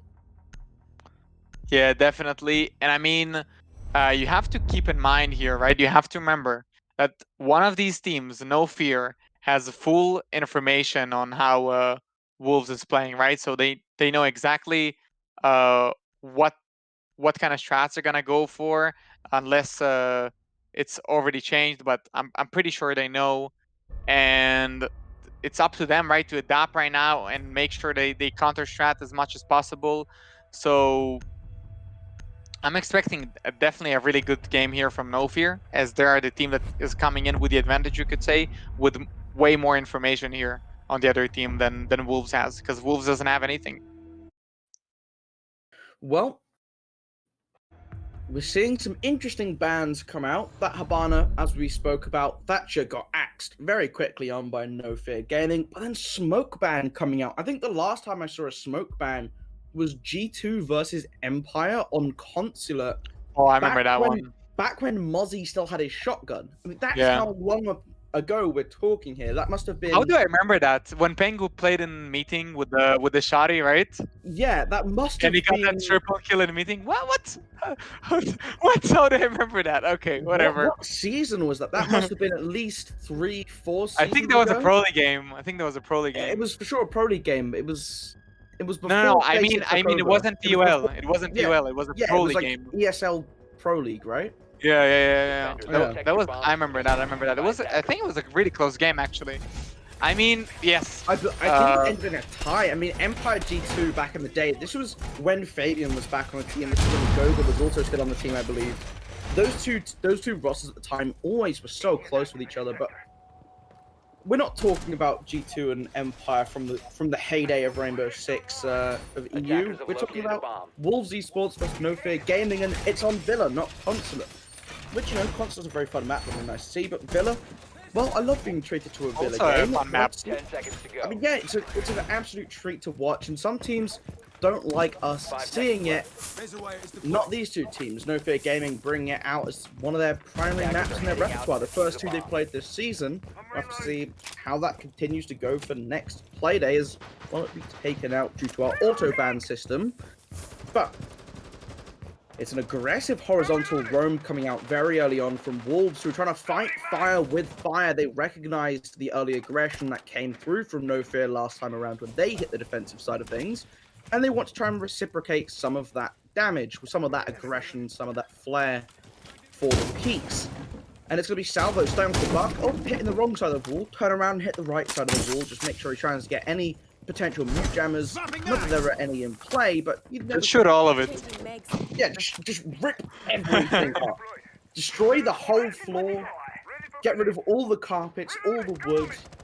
Destroy every wall while you're at it. Definitely, yeah. And I mean, as Fab here on the Nomad is doing a great job here, holding the flanks and making sure that, yeah, he hopefully he knows. Yeah, he knows that this Melusi is flanking here with this great flank drone, and they're gonna have full information here onto this Melusi. So she will need to back up here, or, yeah, it looks like she will back up, and she's just gonna look for a flank in another place. But they must be aware of this, right? Gravity is just flanking here, slowly creeping towards the living and library area, and I don't know if the attackers are aware. It looks like a little bit of shots here are gonna come down from Atreus on the red stairs, and he's gonna get traded back with some more fire, and he's gonna be put down to 1 HP, or to really literally a slither of HP. Almost nothing left on the man, as Gravity is still looking for this flank in library, and he's gonna actually find it onto Salvo. Okay, Gravity first kill on the round, and another one. Wow, how do you get that? Was on that a Oros? hip fire? I don't know what it was, but it was definitely a kill for the Melusi there, and he's gonna get another one here onto End. He's just completely dominating these attackers, as the Fab is actually gonna answer back on the main stairs, and he's gonna put his team in a 2v3 situation. And with Atreus being so low on his HP, it's definitely winnable right now for the attackers. NoFear is they will need to play it smart. Jaeger is still alive with this 1 HP, and it's a 2v2 situation, so it's basically up to Chrome right now to make the play of the game. Because the wall is getting opened, and so much pressure onto these defenders right now. You can't even describe it, right? As this Legion is just gonna hold on to Volt here, he's gonna wait for the ace to run in. He's gonna try to swing at the right time. I don't know if he will, and his Tress is gonna go back to the site, and the plant is gonna start going down. Nomad is holding on to this 90 area right now, as Chrome is just gonna wait out this plant. We're in a post-plant situation, as Fab is gonna get a triple kill at this point, and Chrome is gonna down the ace, and Fab is gonna be alone in this 1v1 situation with a plant down. Chrome is just gonna look for this pick on the Nomad. He knows approximately where she's at, and he knows he needs to hunt down aggressively for this frag. It definitely looks like Fab is really not aware of Chrome is, but he will be aware right now, as Big Defuse is gonna come out, and Chrome will be able to outplay him and will get a double to clutch out the round. What a great play from him. I mean, I think, as much as we can say, Chrome played so well in that 1 versus 2 situation.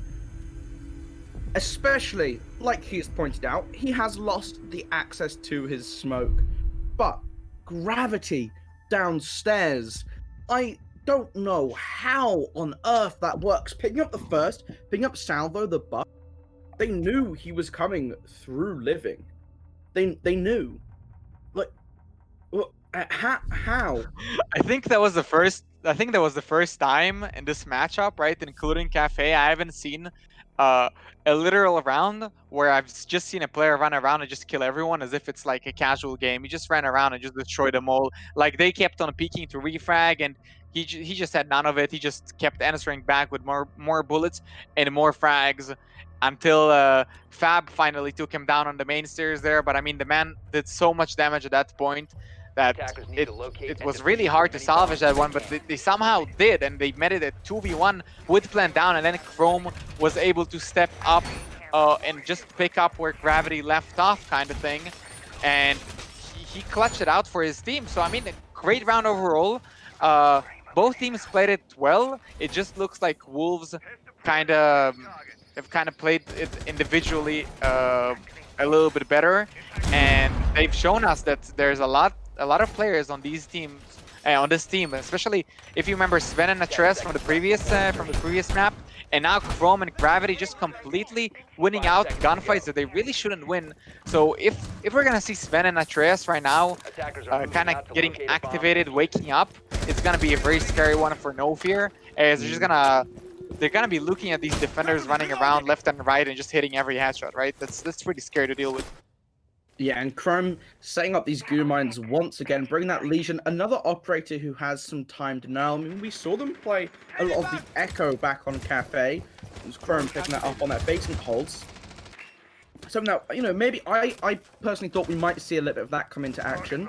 But instead that Legion, I really like this Legion pick on Villa. Very long map, and having that awareness from those goo mines is only going to help. But Atrius isn't aware that that player is on the rappel there, and that's going to be the first member going down. I believe that was actually from Living, but oh, what a shot onto ends from Luke. Finding it right down deep on the corridor, finding a second on the window. Absolutely shutting down NoFear Gaming just as they're getting themselves set up into this one. A Oh my wonderful God. shot from Fab, matching again. I mean, these teams are neck and neck, just bouncing back and forth off of each other and so well. It's an absolute spectacle to watch, but I mean, we're only a minute 10 in, 4 members are dead. I mean, that's a 3 versus 3. We've lost, well, you still got the hard breach available, you still got that Jackal who can start to try and track down some members, and as I say that, the pre-placed Night Cell went off, but it was Luke with that P10 Roni keeping up the pace, claiming a triple kill. Can he push even further on?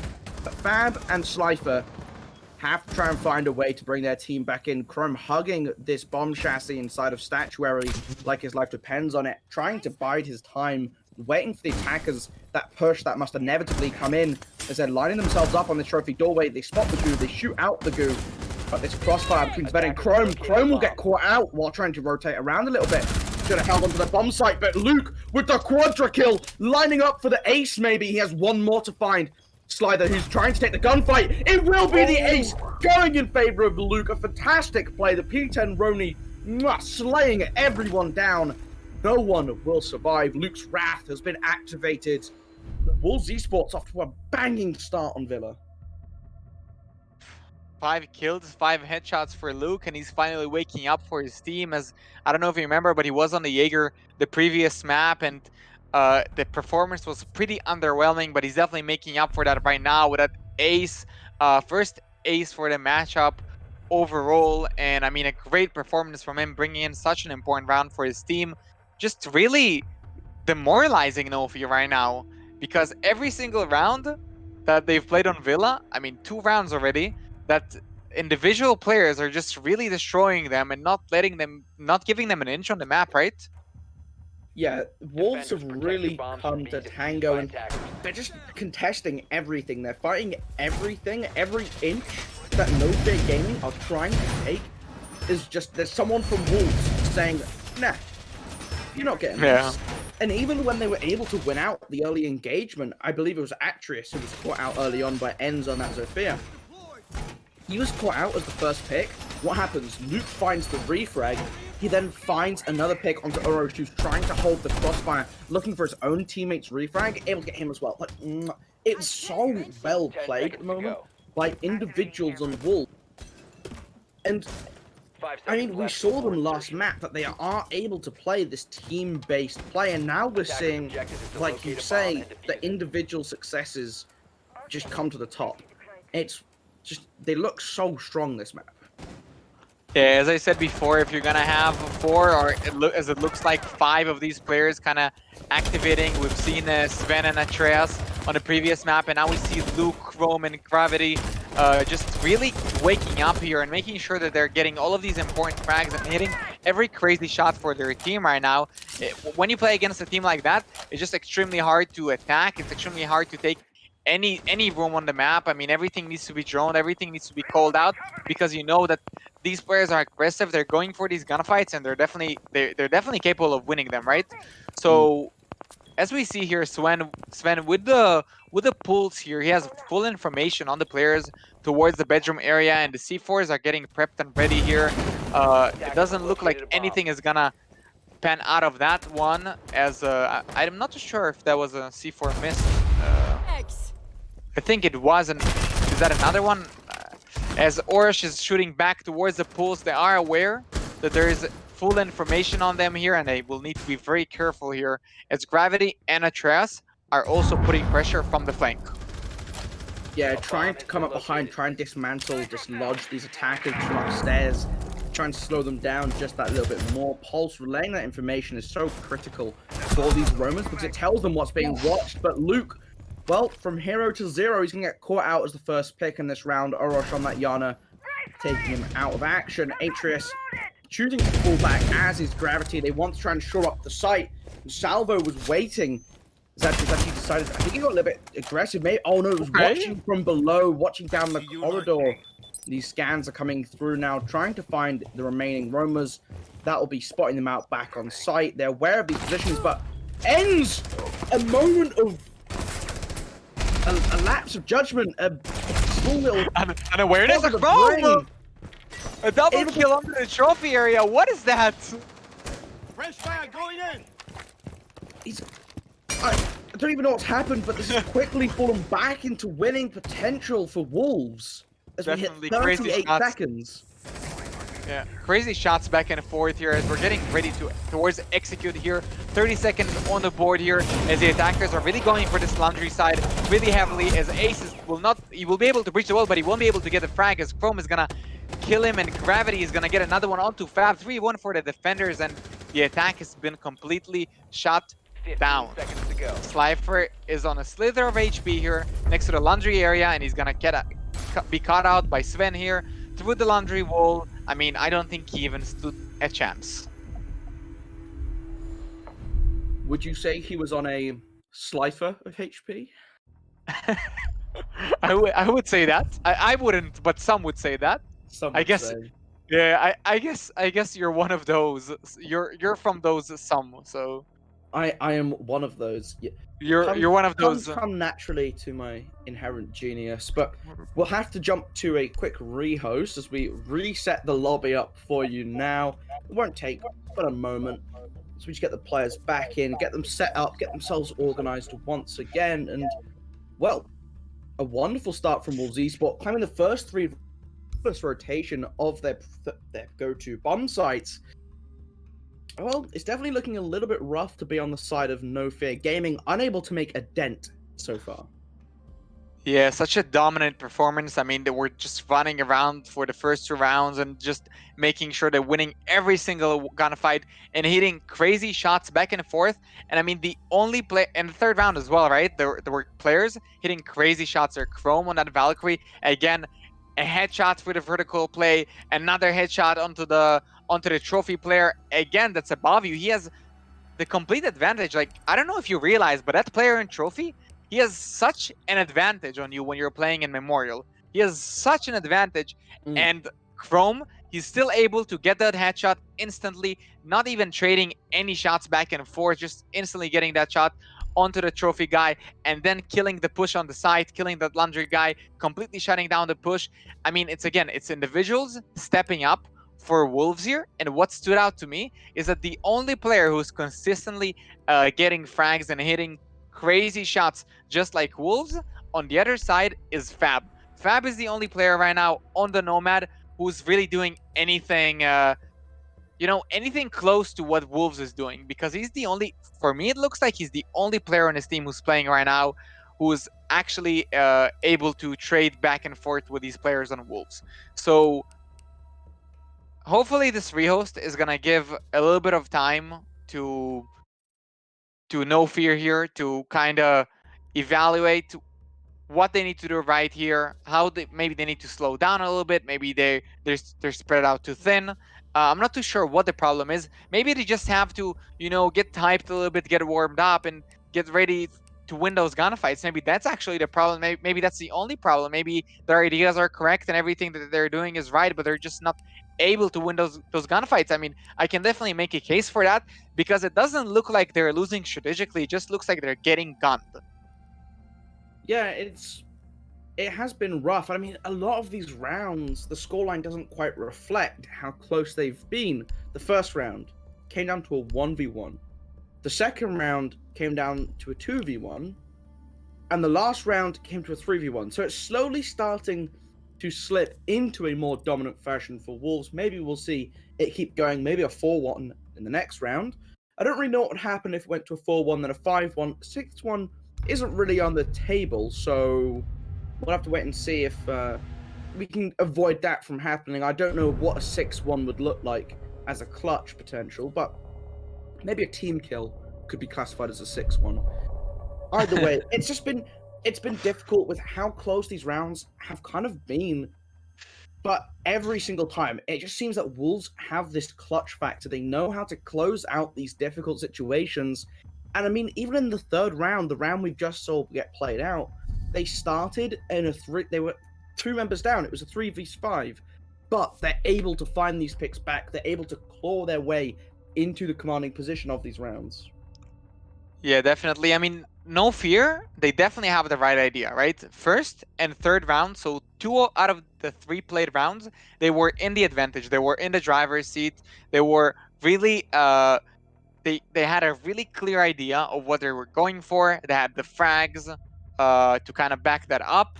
They made sure that they got their entry kills on the very last round, and they made sure that they got the right frags at the right time on the first round to be able to put a plan down and put themselves in a 2v1 situation. But nonetheless, every single time, Wolves is just stepping up. Some individual is just stepping up here and is just performing, just putting frags on the board and is able to deny the objective, whether it's the diffuser just being down and he clutched in time to defuse it, or whether it's just completely destroying the players that are rushing towards the site before they execute, right? So Wolves, every single time there's an individual who's stepping up here, and that's the scary part. And I don't know what NoFear can do better, because they already have the right game plan. They just have to win their gunfights, but it's not that easy as it sounds. Yeah, it's definitely an easier said than done situation, but ooh, that Tracer, I mean, he saw his life flash before his eyes, but still peeking this window, trying to find something. Salvo isn't able to find that vault prompt or find a target on the other end. That won't stall him out too long, as the first Gemini will be shut down very quickly by Luke, who's fallen back into position, but Gravity able to catch out the repelling by Fab, who just praising for consistently being so good, but a lovely refrag coming through. Luke getting taken out of action as Enz is hunting down this Jaeger of Gravity, who's already fallen back all the way to living. Not much is going to be able to done about it now. As well, Atrius trying to fall back onto 90, trying to give some support, try and delay the potential, the inevitable assault from NoFear Gaming. But a minute down, a player traded in either direction, and the Yana on little HP. Is a Tres gonna go down on the floor here, and the attackers, they already have 90 control, as well as Ash and Sophia are gonna step forward, as Sven is gonna hit a crazy C4 here. Again, so many C4s from this man. He's just throwing them and he's landing them every single time. He did on Cafe and he's doing here, as Gravity will take out the Yana clone and will try to go for these aggressive peaks to maybe try and deny a little bit more time, put a bit more pressure onto these attackers who are a little bit clueless right now. You know, they're just running around, maybe looking for a pick. I'm not too sure what they're going for. Maybe they're trying to catch Gravity here on 90, and they won't be able to do it. He's gonna get the fuser, and he won't be able to get the second. But a minute on the board here, and Sven is gonna finish it out with the shotgun. I mean, what a crazy C4 again from Sven every single time. Yeah, it's almost like as if he's added magnets into his, and he's throwing them out with such accuracy. It's actually incredible. That's his 6th kill across 2 maps now, and well, he's played 10 defensive rounds. That is more That's than insane. a night. That's 6 Nitro Cell kills in 10 defensive rounds. That just tells you of how much awareness he has of, you know, when to throw them and where, because he's pretty consistently landing them. And this is the 2nd time already that he got a double kill with 1 C4. I was So about to say, he definitely knows where these attackers are coming from, when they're pushing, and when he has the right kind of timing to Attackers need to peek out, locate throw and the defuse as C4, many and bombs go as they back. can. He's not even dying for that, right? He's just getting those C4 kills and going back to side every single time. And then he's able to clutch out as well with the shotgun, like we saw him do on Cafe. And as I said before, when Sven and Atreus, Luke, Gravity, and Chrome, when all of these players are playing at the same time, they're all firing on all cylinders. It's just so scary, because what do you do? Because all of these players, they're already shown us that they all can frag. They all have their own kind of ability to really frag out, clutch up, and make sure that they bring the rounds back that they shouldn't win towards their team, so they will have the advantage again. And on NoFear side, it didn't look like that. We definitely saw Orish with a lot of great entry kills on Villa as well, and on Cafe. And we've seen Fab on Villa really performing before the rehost and hitting a lot of crazy shots. But besides these two, we haven't seen a lot of players really show up on NoFear side, right? yeah, it's definitely been a slower map. What? And oh my god. Sven! Sven, you What is absolute this? monster. Threw it outside, What? picked up a double kill with the Nitro. That would make it 8 Nitro Cell kills in 11 kills. rounds. This man is a god with the Nitro Cells. I don't even, like, it doesn't even matter. Yeah, he died. Okay, he lost his gunfight. Doesn't matter. I don't care. Check his Already- PC. Check his He's PC, guys. already gotten 2 kills with the Nitro Cell, and well, this isn't a great start. His teammates starting to fall as Orosh able to find another pick back in his team's favor. So Sven's efforts already falling by the wayside, but a Nitro Cell flying out isn't quite able to land. Wasn't guided by the hand of Sven this time around, but well, Luke looking for something now, going below. Maybe he'll go for a vertical Nitro Cell. They have these black eye cameras available to his team. Salvo sitting inside of the laundry, inside of the bath to not get caught out. In a safe position, this prone player, I want to say it's Fab, in the bathtub is going to be safe, but he's looking for it. He's looking for the Nitro Cell, sets it off, isn't quite going to, it is going to land! He misses the intended target, but finds the second. Salvo, though, pushing deep into sight, able to find one, quickly retried by Luke, who came up the stairs behind him, and there the last kill comes through from picking up Salvo. Wolf Esports able to recover that one, brought back very hard from that 3 versus 3 after an early explosive start by Sven. And there we go. Wolves Esports 5-0 on Villa, a dominant half. They have looked insane. And you know what? What makes it better to have a C4 god? Putting that, no, never mind. Sven's picking up the mute again. I was about to say having the C4 god on Pulse, but it looks like Atreus is going to be picking up that Pulse, probably swapping off of that Kavira, using it as a little bit of a dangle down. You know, you're 5-0 up, you have the momentum, tease that attackers, make them think, wait, are they actually going to BM us by picking that Kavira? No, they're not, but you never know. You have to be aware of these things, and, well, Wolves Esports, looking in pretty good fashion, wouldn't you say, Leo? I mean, it's crazy how they play. These players are on fire right now. All 5 of these players are so aware. They're hitting every shot, and they're hitting, I want to say, like 60-70% of their C4 throws. It's actually insane. So many C4 kills in one map, in one matchup. I mean, it's just insane. And whatever they're not getting from these C4s, they're just hitting, right? They're just hitting crazy shots. Chrome on that Valkyrie is just hitting every single shot, winning every single gunfight. Okay. Sorry, what were you saying there, Golo? Okay, you ready for this? So Sven has gotten 8 kills with Nitro Cells, right? Yeah. He has killed with 5 different nitro cells, 5 seconds remaining. which means that 3 of his nitro cells have been double kills. Attackers objective. Right. Three of 5. That is a 60% chance that a nitro cell kill is a double kill. Oh no! Oh no! I'm scared at this point. Please don't open up that window, guys. I don't think this is gonna land. I hope not. I don't know. Maybe I hope it won't does. land. There's no way this should land. One, But yeah. he's gonna give up. He's gonna hold on to that nitro cell, pull back just a little bit. That's a great awareness, though. It looks like he always knows where to just throw it, and he knows right now that it's better to rely on the pulse, having that accurate information, prepping that C4, and just kind of waiting right now, right? Yeah, so he's put down the pre-placed, and they're going to wait for someone to walk over it. Getting ready now. Oh, it's going to go off too late. A bit too Not late. quite going to be able to hit the target. That's a good start. Oh. And there we go. Cowabunga. It's going to be Chrome picking up the Nitro Cell kill onto ends. That's the Yana down. Yana, a very helpful operator at clearing out space, also has those frag grenades, which weren't able to be utilized so far this round. A great start for Wolves Esports as Gravity is coming up on this flank undetected. Yeah, they're definitely a bit unaware of Gravity right now, but Fab will try to hold this flank. I don't know if he will be successful here, as Gravity is just gonna sneak on and he's gonna miss a lot of shots here towards the Buck, I believe, or towards Zofia. I'm sorry, and Gravity is gonna hit a crazy shot though. He's gonna make up for that, and he's gonna go back to site. How do you let that happen? You're letting these Wolves players miss all of their shots, turn around, and then they come back at you again with a nasty shot. And that happens consistently throughout Cafe and throughout Villa now. And Gravity, he's relentless. He's just going back for more. Yeah, this is slightly wild.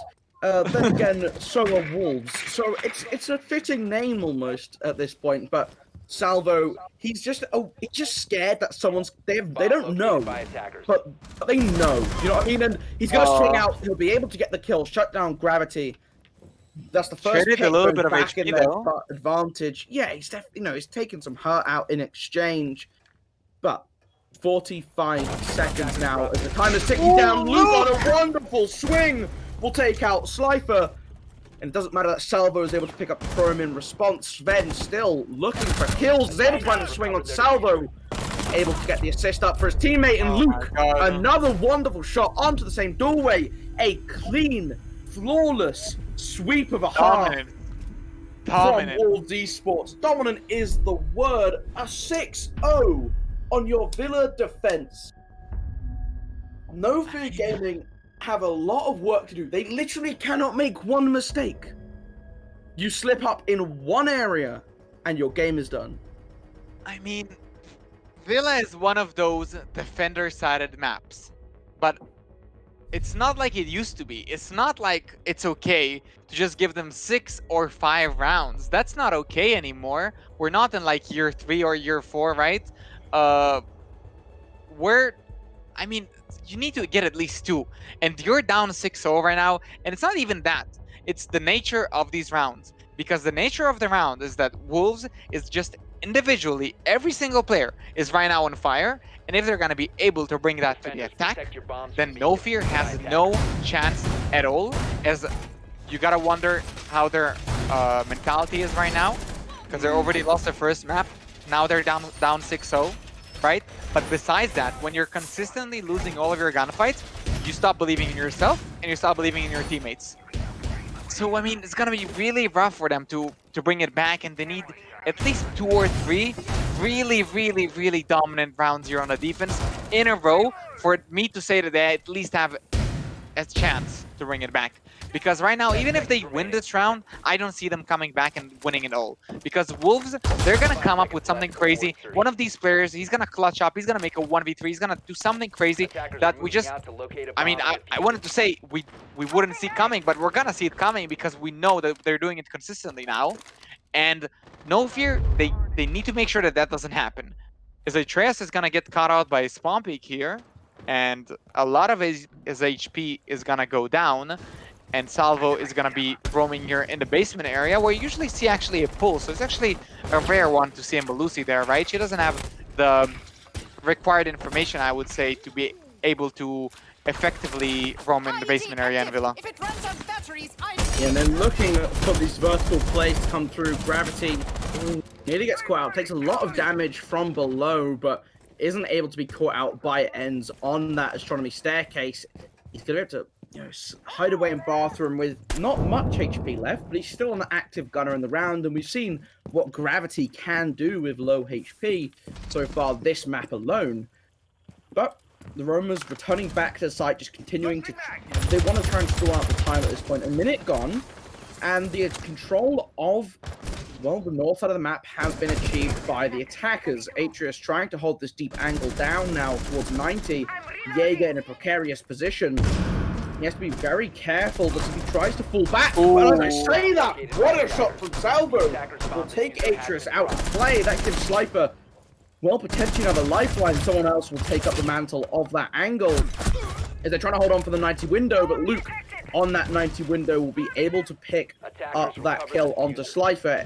He was stuck in the corner, not much he can do, but a minute 20 left on the clock at this point. The defense still have some work cut out for them as the attackers starting to line themselves up.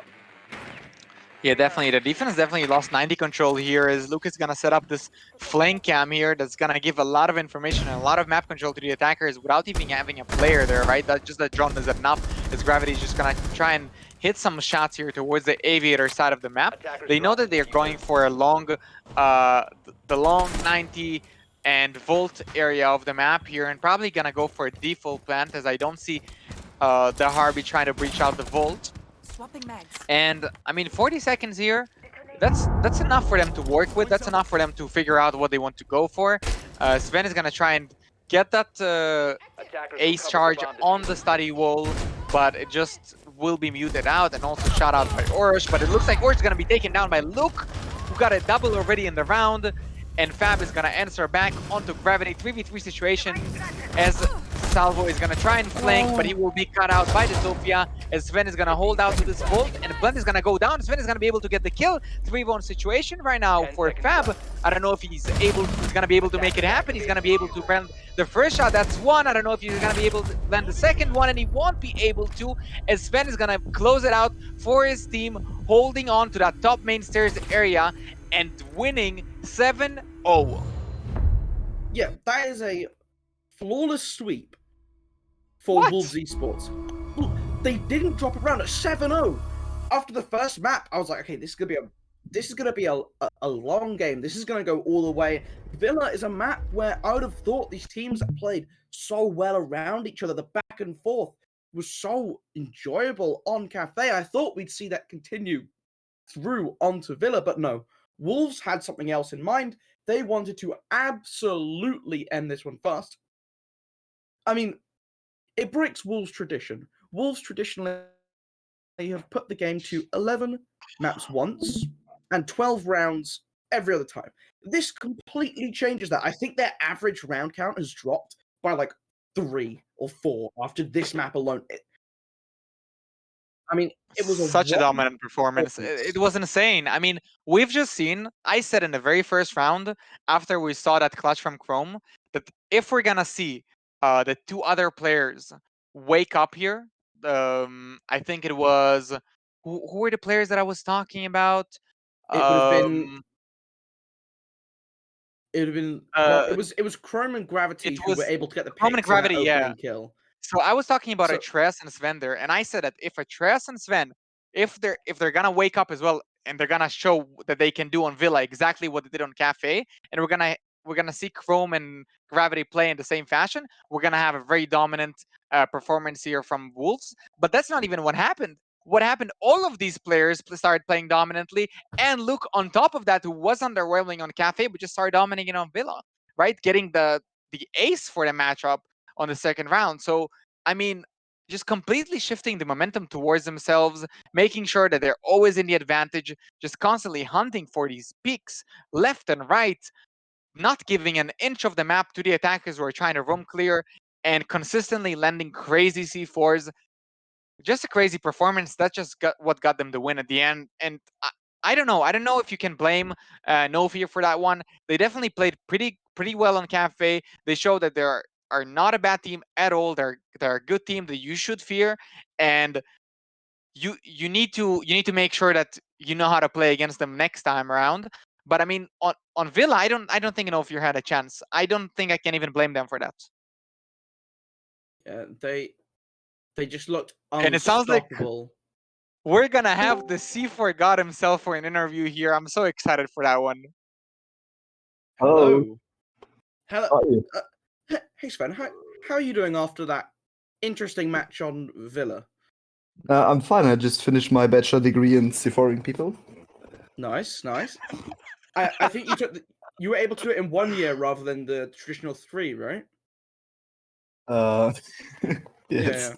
Well, it was a fantastic performance from your whole team today, but just very quickly want to ask, can you share the secrets of consistently getting 2-man C4 kills, please? Or what is the dark Please do. technology that you've activated? Please tell us. It's actually really easy. You just suck at guns, so you have to find a way to get kills so your teammates don't laugh at you because you're bad. So it's just my only way for getting kills today, so I had to figure something out. Well, That there you sounds go. legit. That is the Talent League R6 exclusive scoop. If you are bad, use a nitro cell. And well, I mean, let's throw back very quickly to the first map, Cafe. Cafe went a little bit differently to Villa. It was very close, 7-5, went right to the wire. I mean, it just seemed like the early aggression from NoFear caught you off guard a little bit. Yeah, we're just like we came out of our warm-up scrim and we were really relaxed, didn't expect anything like fast, so we just set up easily and didn't really tick all the boxes that we should have ticked, and we made some sloppy mistakes that cost us a lot of rounds. I did as well. Like, there's still a lot of room for improvement, but overall, I'm really proud. We kept our mood, our spirit was high today, and we carried our momentum over to Villa, and Yeah. I think that's the reason why we got the flawless Villa. Just momentum and spirit. I mean, fair enough. Everything on Villa just went right every single time it could. I mean, you just looked untouchable almost after that first round, which was a little bit shaky, especially with Chrome off his signature smoke, but he pulled through on that lesion.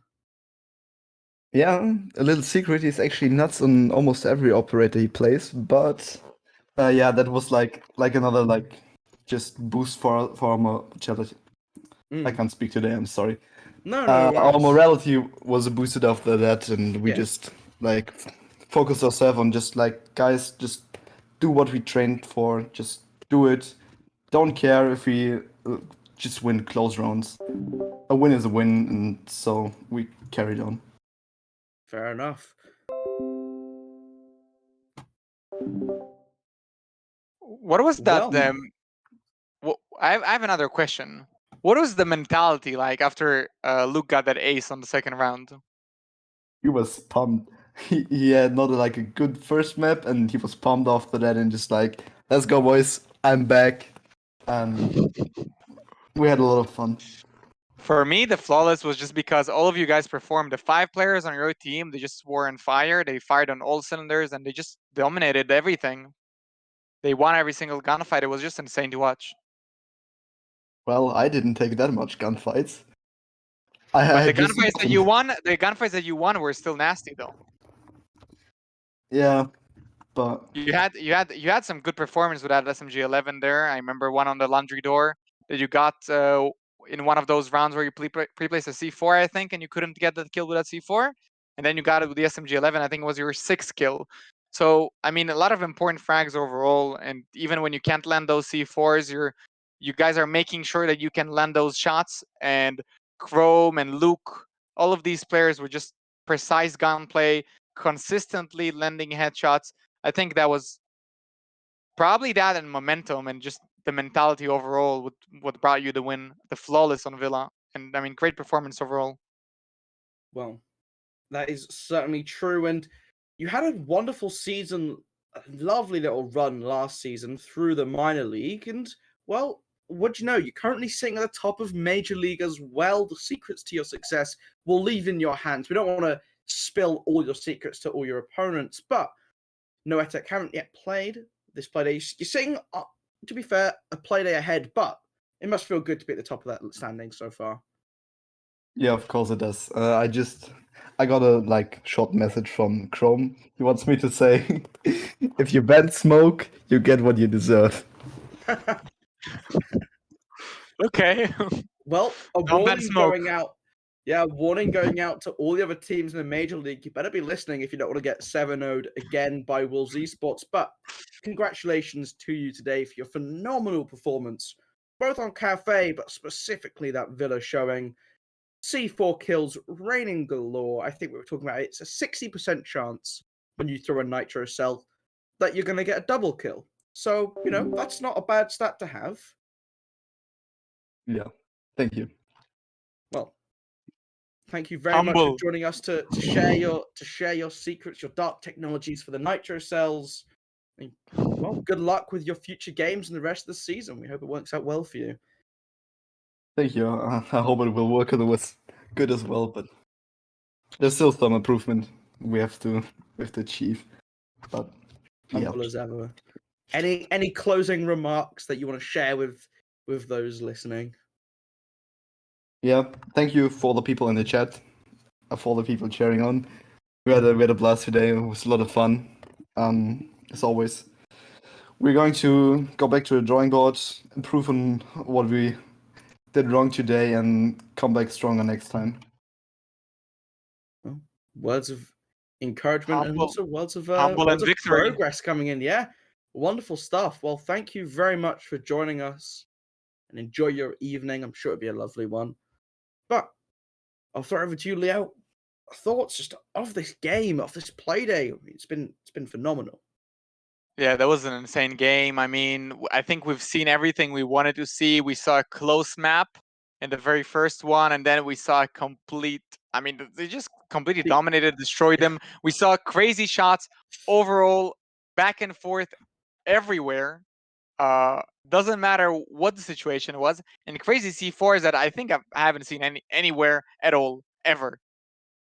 Yeah, it was Ever. certainly a fantastic Not in one display. map. You don't land so many C4s in one map. It's just insane, and especially across one match, right? Across two maps, you're just not landing 10 C4 kills or like 9 or whatever it was. That's just insane. That's just insane, man. You just can't do that.